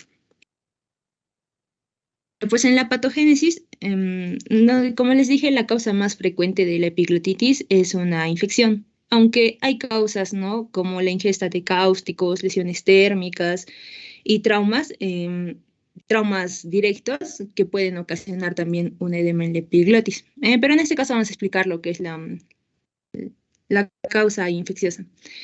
Esta es una celulitis de la epiglotis, ¿no?, causada por una bacteremia o una infección directa, ¿no? Esta infección directa generalmente viene del espacio de la orofaringe, la cual va a infectar, ¿no?, va a ir hasta la epiglotis, la cual ya puede tener microtraumas ocasionadas por la comida o un daño mucoso infeccioso viral, ¿no?, anterior. Y pues va a colonizar la mucosa y se va a inflamar, ¿no? Se va a edematizar, va a aumentar su volumen. Ese aumento de volumen es por la edema y la acumulación de células inflamatorias. Y este edema, como dije anteriormente, se debe a que la capa epitelial escamosa y el cartílago epiglotal tienen un gran espacio, y en acá se acumula ese edema. También saber que tanto la epiglotis y sus estructuras adyacentes tienen abundantes vasos, ¿no?, y también vasos linfáticos, lo cual facilita la propagación de la infección y la respuesta inflamatoria. Por eso es que una vez que se da la tumefacción de la epiglotis, se va a empezar a inflamar también las estructuras adyacentes y van a ocasionar, ¿no?, lo que es una hinchazón supraglótica, lo cual va a reducir el calibre, ¿no?, de la vía respiratoria superior y va a provocar que un flujo turbulento durante la inspiración, conocido como estridor, ¿no? También saber que debajo de la estructura, en las estructuras subglóticas no va a haber ningún tipo de inflamación, debido a que el epitelio está estrechamente unido, ¿no?, a la lámina basal a nivel de las cuerdas vocales. Aparte de ello, es importante conocer de que esto, en lo que es la epiglotitis, va a ocasionar, va a ser como una válvula conocida como bola, ¿no? O sea que va a obstruir a la inspiración, pero va a dejar libre el paso a la expiración. Debido a que, como vemos acá en la imagen, la epiglotis pues tiene un enrollamiento posterior y inferior. Y pues esta obstrucción, en casos que se ocasionan por la Haemophilus influenza de tipo B, que es un caso muy agudo y repentino, puede ocasionar un paro respiratorio si no se trata inmediatamente. Tiene etiología, ¿no?, como dije, infecciosas y no infecciosas. Las infecciosas son las más frecuentes y dentro de estas las bacterianas son las que llevan la cabeza, ¿no? Entre estas tenemos al Haemophilus influenzae de tipo B, el cual anteriormente era una causa muy grande en niños menores de 5 años, pero gracias a la vacuna ha ido disminuyendo. Y esto es muy benéfico para nosotros porque esta Haemophilus influenzae de tipo B pues da un cuadro muy agudo y en lo general llega el paciente, ¿no?, a un paro respiratorio. Ahora los gérmenes que se encuentran pues es el Streptococcus pneumoniae, el Staphylococcus aureus, tanto sensible a la meticilina como resistente a la meticilina, el Streptococo beta-hemolítico como el Piógenes, la Neisseria meningitidis en los pacientes inmunocompetentes, y en las personas inmunocomprometidas pues aísla, ¿no?, la Pseudomonas aeruginosa o el Enterobacter cloacale. Las causas virales, pues es muy raro que se dé, pero si se da, se sobreinfecta en su mayoría con causas bacterianas. Y las fúngicas generalmente se dan en pacientes inmunocomprometidos y también es muy raro que se dé. En las causas no infecciosas tenemos al trauma local, generalmente por lesión térmica, ¿no?, que puede ser lesión térmica directa o causada por cigarrillos electrónicos o la ingesta o inhalación de cáusticos.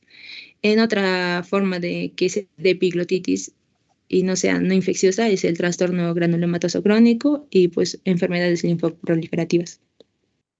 En la presentación clínica tenemos dos tipos de presentación clínica. Una que es la que puede llegar a la muerte, ¿no?, que es el agudo, el cual se caracteriza por tener fiebre y estridor. Y pues la bacteria estrella, como dije anteriormente, es el Haemophilus influenzae de tipo B. Este se presenta en niños menores de 5 años, pero debido a la vacunación, pues ahora se presenta más en niños mayores y en adolescentes, ¿no? Y en personas que no han recibido la vacuna o tienen la vacuna incompleta, ¿no? ¿Qué va a pasar? El niño va a estar con un aspecto toxicoide, a esto le llaman un aspecto toxicoide, ¿no?, y de angustia. El paciente va a tener agitación, inquietud, irritabilidad. Se caracteriza este cuadro agudo por un inicio repentino de la fiebre alta, entre 38.8 a 40 grados centígrados.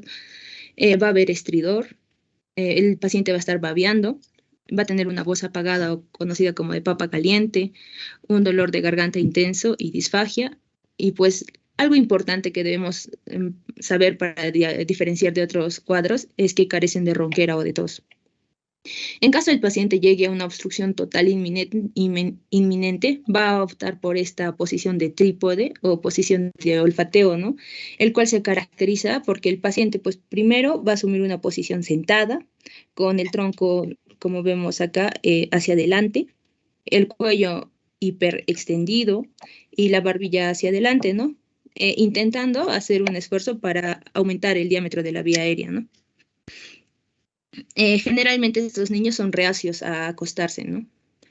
Y tenemos la otra forma de presentación, que es la subaguda, que es la más común actualmente, el cual se presenta con un dolor de garganta intenso, ¿no? El paciente va a tener con un dolor de garganta que va a ser progresivo, donde va a tener una fiebre de bajo grado, una voz apagada también o de papa caliente o ronca, dificultad para hablar, la disfagia, y pues una característica es pues dolor de garganta más babeo, pues es una sospecha de epiglotitis. El examen Primero, el paciente... Mira, antes de que continúes, por favor, un momentito. Mira, regresa a tu diapositiva anterior. Mira, esta voz de patata caliente la hemos hablado bastante, la hemos discutido, y eso es patognomónico de patología orofaringia. Incluso su sinónimo sería voz amigdalina, ¿no? Es proceso obstructivo de la orofaringe. Entonces, en cuanto a la epiglotis, es más un tipo de voz apagada, un poquito soplada, que no es lo mismo que la patata caliente. Y aquí, peor, me has puesto patata caliente o ronca. La ronca viene de disfonía, la ronquera, sinónimo de disfonía, y no es lo mismo. Entonces, habría que aclarar que es, y ya hay ronquera o disfonía si ya toca espacio glótico o cuerda vocal. Ya, muy bien. A ver, continúa entonces. Pues en el examen físico, como dije, primero hay que ver si el paciente tiene signos de obstrucción, ¿no? Dificultad respiratoria grave, ansiedad, posición de olfateo, signos de afectación de la vía respiratoria, como el estridor, el babeo y la postura trípode, ¿no? La cual ya hemos tocado, y pues que el paciente esté sin tos. Entonces, inmediatamente se tiene que hacer el manejo de la vía aérea en este tipo de pacientes. Pero, pues, como dije, si hay una sospecha, en caso de lo que es más común, que es el paciente presente un dolor de garganta intenso, más babeo, vamos a ver que también hay otras posibilidades de diagnóstico, ¿no? Entonces, vamos a hacer un examen cauteloso. Se va a hacer una exploración y, pues, se va a ver que hay secreciones acumuladas y, pues, la epiglotis va a estar roja e hinchada. Aunque generalmente al examen se va a ver que la epiglotis va a estar normal. Por eso es que el médico puede llegar a pedir una radiografía simple lateral de partes blandas, la nasolaringoscopía y la laringoscopía directa, ¿no? Y pues al examen físico, cuando se le toca al paciente la zona, en especial el hueso ioides, va a estar muy sensible.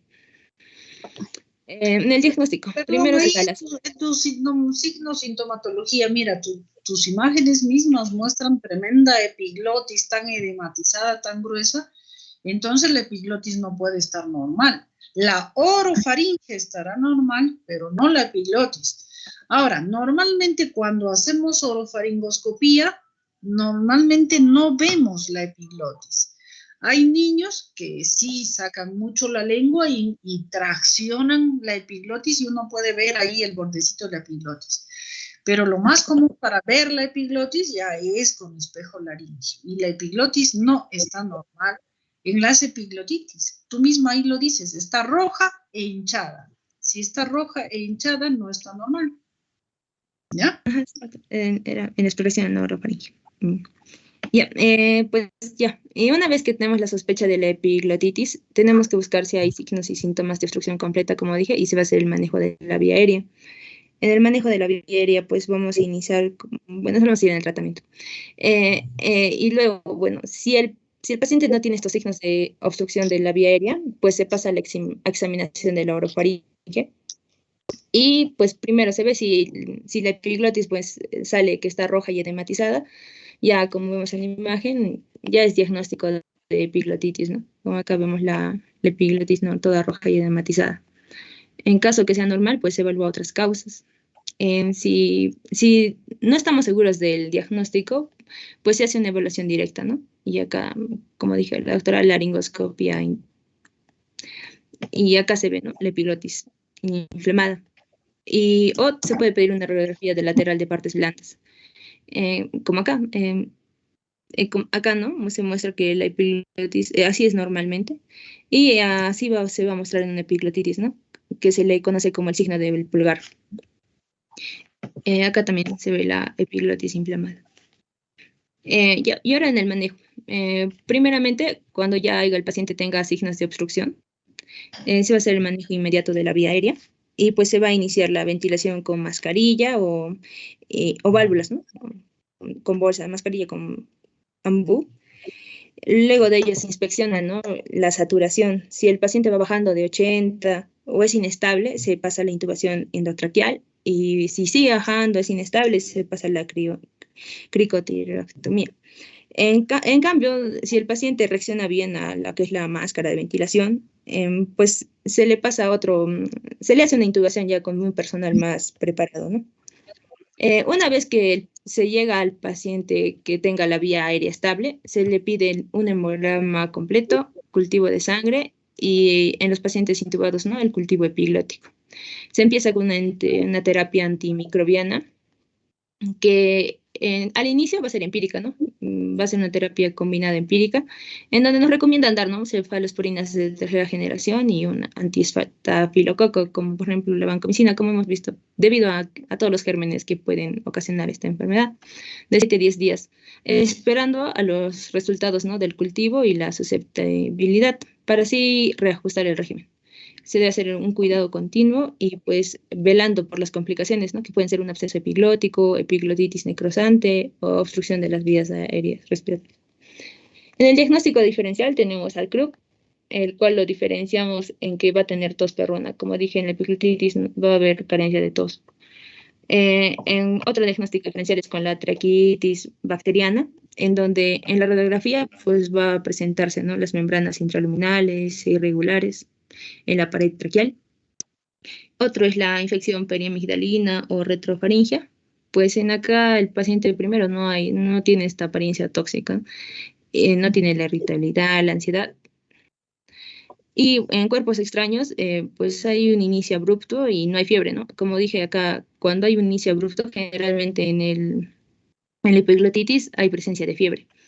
Y el angioedema, ¿no? Que cuando es de tipo de alergia, pues va a acompañarse con una hinchazón de labios, de la lengua, erupción cutánea, urticaria, disfagia sin ronquera y estridor inspiratorio. Perdón, antes no, regresa a tu última, ahí esa diapositiva. No logro ver qué dice ahí en esos triángulos, ¿podrías volver a leerlo? Ahí dice CRUB. Ajá. El diagnóstico diferencial con la CRUB, la tos, ¿no? ¿Qué más dice aquí? Traqueitis bacteriana. Traqueitis bacteriana, irregularidades en la tráquea. ¿El siguiente qué dice? Infección periamigdalina o retrofaringia. Mira, aquí es en esto de la infección periamigdalina. Ya hemos visto los abscesos o flemones periamigdalinos y peor si son retrofaringios. Estos pacientes sí están sumamente tóxicos, ¿ya? Quizás en una amigdalitis eritematopulácea no tengan este aspecto, pero si ya me hablas de, ¿qué dice ahí? O sea, infección retrofaringia, y sí tienen aspecto bastante tóxico. Y tal vez no la ansiedad de falta de aire, pero sí un aspecto bastante tóxico y también necesitan un tratamiento bastante enérgico. ¿Qué dice ahí debajo que no logro ver? Cuerpo extraño, doctor. Cuerpo extraño, inicio abrupto y no hay fiebre. Bueno, las primeras horas no, pero si es que hay sobreinfección, podría haber, ¿no? El último que dice que tampoco logro verlo. Angioedema, ¿no? Por anafilaxia o hereditario. Ya.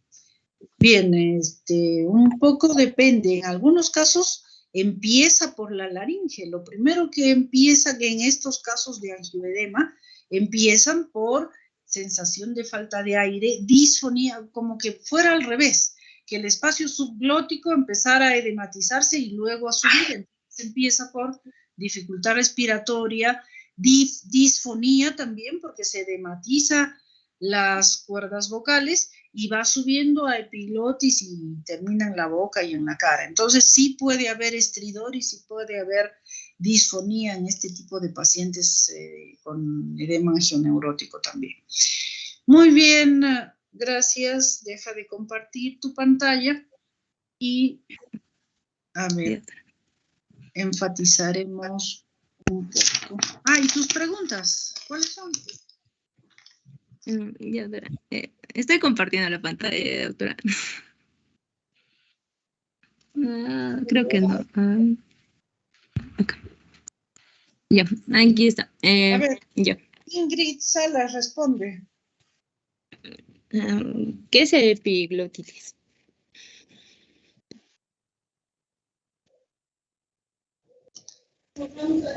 Doctora, dijo Ingrid Salas, ¿verdad? Sería la doctora. Inflamación de la epiglotis y las estructuras supraglóticas adyacentes, ¿no? Principalmente por una infección. ¿Qué dice la expositora? Sí, doctora, es por la epiglotis y sus estructuras supraglóticas adyacentes. Ya. Siguiente pregunta. Anaís Villaca. ¿Cuál es la etiología más frecuente de epiglotitis? Doctora, buenas tardes. En este caso, la etiología más frecuente es la bacteriana. Sí, doctora, está bien. Pues la fúngica y la viral pues, son muy raras y la viral se acompaña de una infección bacteriana. Bueno, dependiendo del grupo etario, diría yo. A ver, Zaida Luna, responda a la siguiente pregunta. ¿Cuál relación es la correcta? Aquí la correcta va a ser obstrucción total inminente, trípode. Ajá, sí, doctora. Como dije, el paciente se coloca en una posición sentada, con el tronco inclinado hacia adelante, el cuello hiperextendido y la barbilla hacia adelante. ¿Qué? ¿Cuál? No, es que esa pregunta está bien extraña. ¿Qué dice la pregunta? No entiendo. ¿Cuál relación es la correcta, no? O sea, por ejemplo, fiebre de bajo grado se presenta en un caso de pacientes, ¿no?, con una presentación subaguda más que todo. Esto sería, doctora, esta estaría mal, ¿no? Porque dijo que no es de papa caliente, claro. Ya, Entonces, la relación, ya entendí. Muy bien, entonces, siguiente pregunta, responde Doris Huiza. son signos de obstrucción de epiglotitis, excepto. Doris.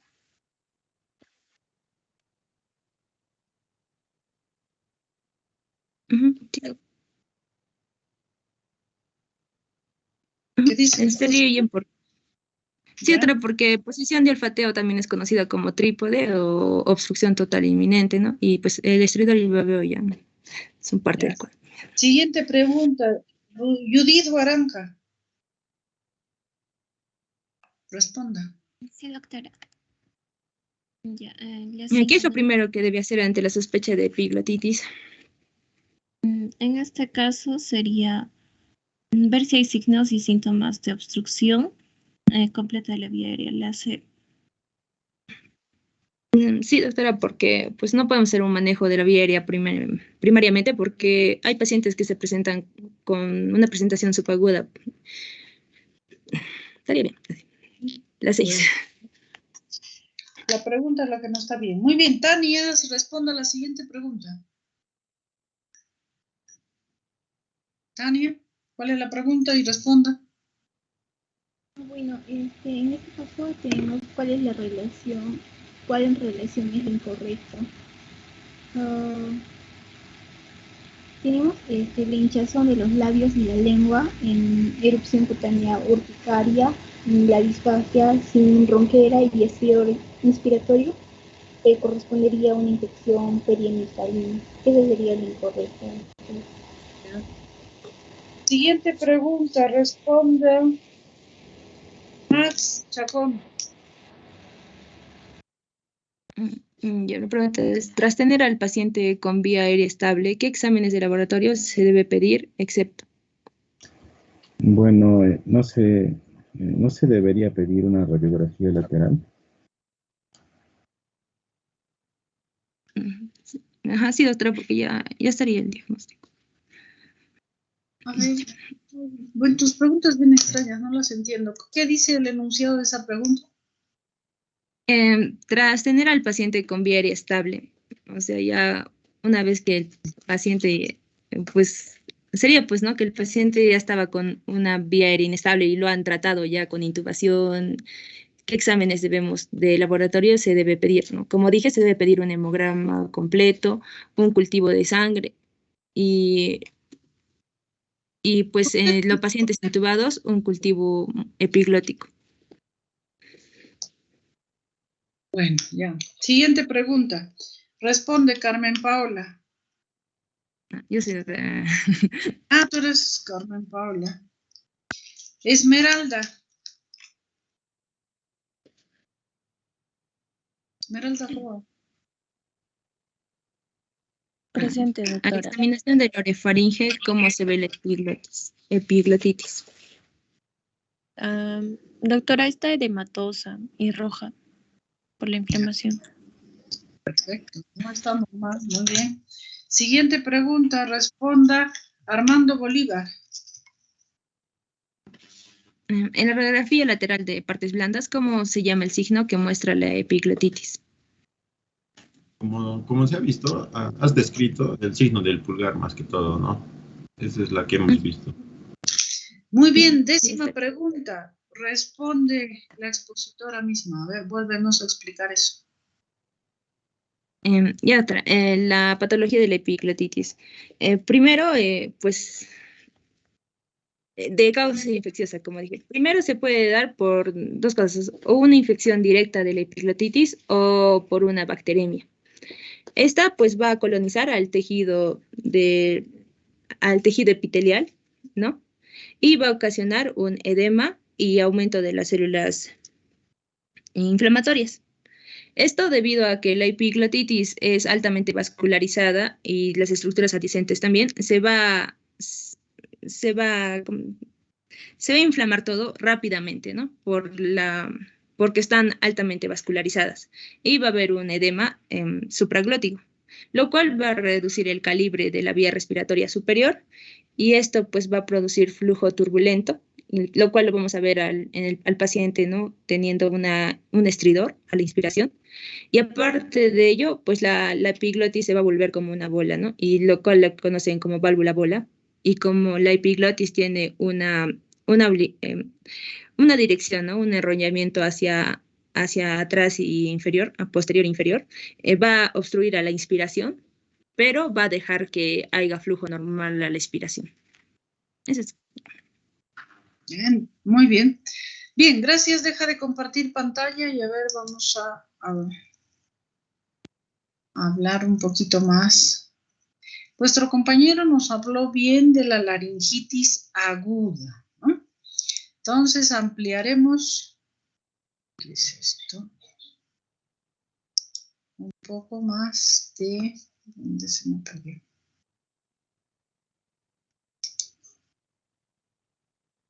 Pantalla, ya estamos, ya se ve en pantalla. Sí. Chicos. Ya.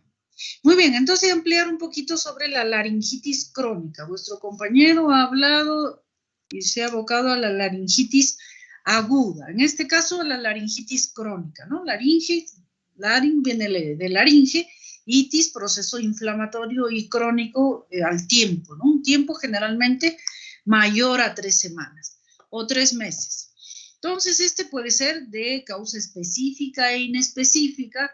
Esta tiene características que ya las vamos a ir viendo. Y las laringitis crónicas tienen algún predominio en el sexo masculino, pero esta cosa.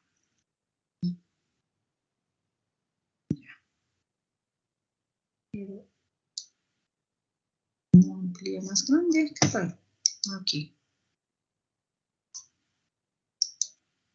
Ya.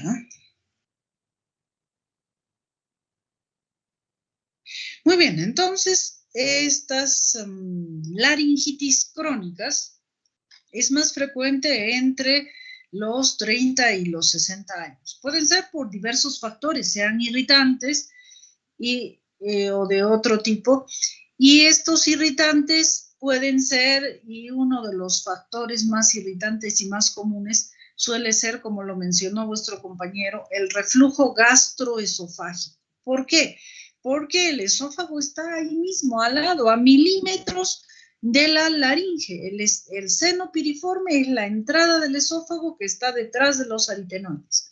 Entonces, cuando hay reflujo, pues esta zona es sumamente susceptible a ser afectada por estos elementos irritativos de los jugos gástricos, ¿no?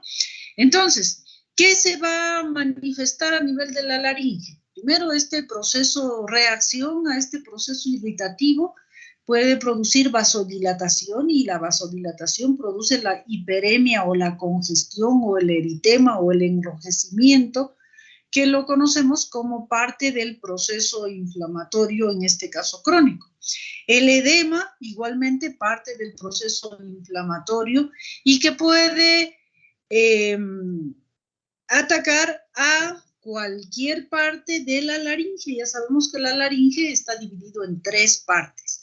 Sin embargo, en muchos de los casos, la parte glótica suele ser la más afectada por, primero, la cercanía al esófago, segundo, porque es la zona más estrecha, y segundo, porque también es la zona que tiene mayor contacto, porque vibra con el movimiento principalmente expiratorio, ¿no? Entonces hay varios tipos de laringitis. Puede ser la catarral, que es básicamente, se caracteriza por edema de las cuerdas vocales. Este edema hace que la cuerda vocal esté más gruesa, más gorda en cuanto a ancho y a volumen de la cuerda vocal, y también va a ser más difícil su vibración, ¿no? Puede haber diferentes tipos de laringitis hipertróficas, que quiere decir que se hipertrofia la mucosa de esa zona en diversas partes de la propia laringe, y también debido a varias causas. Entre ellos, una de las más comunes y de las que se presenta con mayor frecuencia a nivel del borde libre de las cuerdas vocales serían pues los nódulos y las lesiones tipo leucoplásicas y premalignas. Las laringitis ulcerosas o erosivas, como su nombre lo dice, ¿no?, que presentan algún tipo de erosión de úlcera. Las laringitis atróficas o costrosas, generalmente en pacientes que han sufrido algún tipo de irradiación, de tratamiento crónico con antidepresivos, con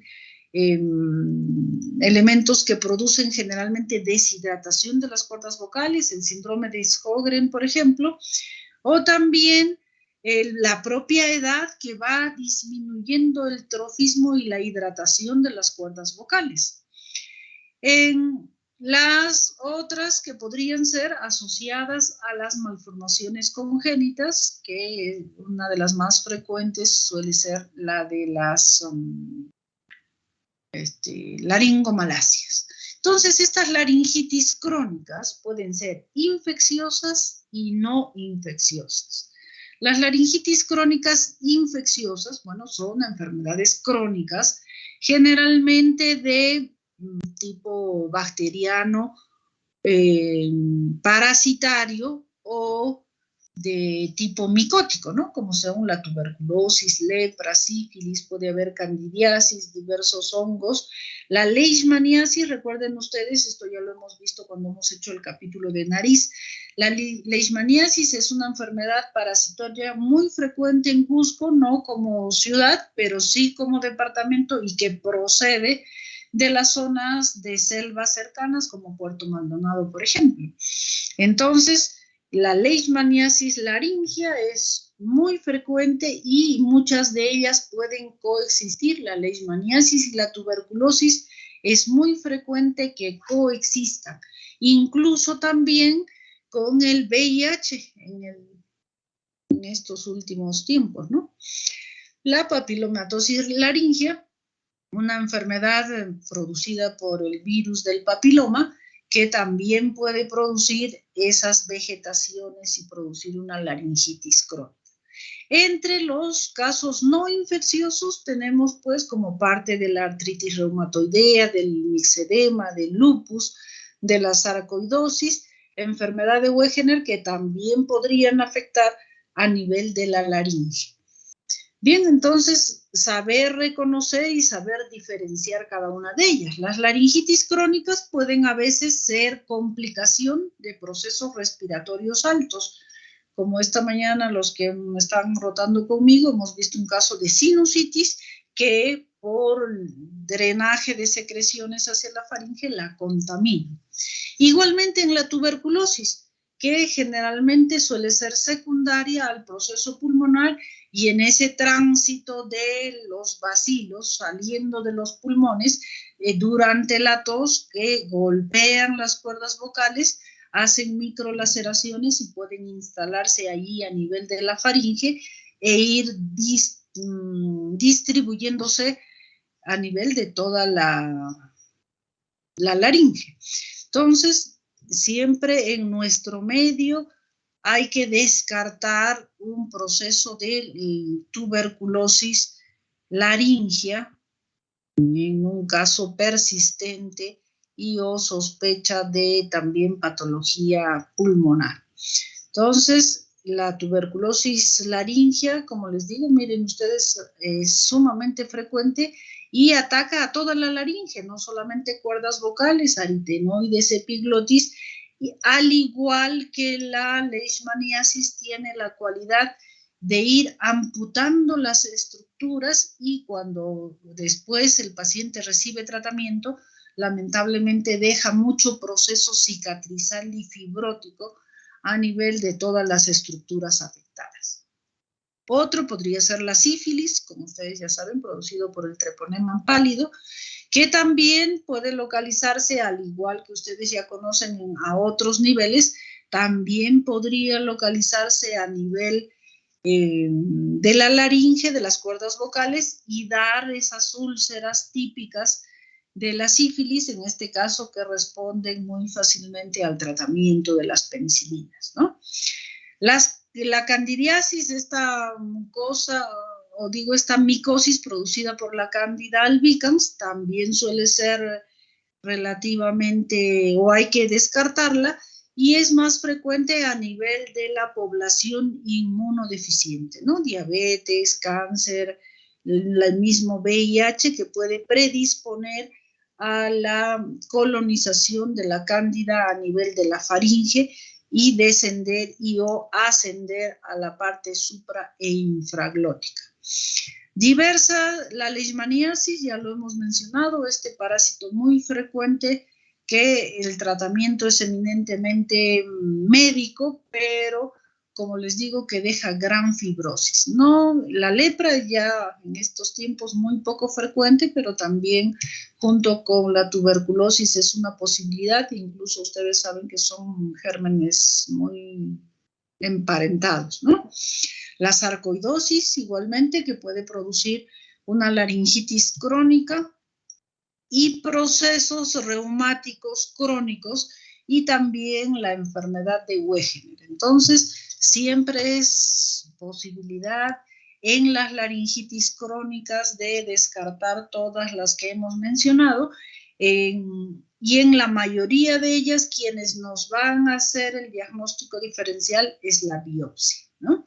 Entonces, sacando un pedazo de ese tejido granulomatoso, de esa zona edematosa, nos dirá el resultado anatomopatológico si encuentra pues amastigotes, si encuentra bacilos ácido alcohol resistentes o estructuras micóticas o cancerosas también, cabe en el diagnóstico diferencial en esto de las laringitis crónicas. Y como ya le hemos venido reiterando, mientras se prepara, por favor, el siguiente expositor, aunque ya va a ser las 4, ¿no? ¿Tienen algo? ¿Podemos continuar, chicos, o suspendemos para la próxima clase?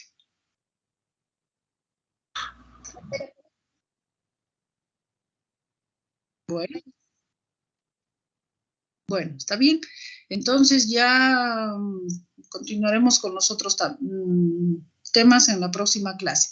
Lo que quiero reiterarles, y vengo reiterándoles, creo, sobre todo a nivel de las prácticas, es de que la laringe, procesos disfónicos, sobre todo procesos de obstrucción, de dificultad respiratoria, hay que mirar la laringe, hay que hacer una laringoscopía en cualquiera de los métodos que ya los hemos descrito, pero mirar esa laringe para poder saber qué es lo que está pasando y según eso poder tomar una conducta.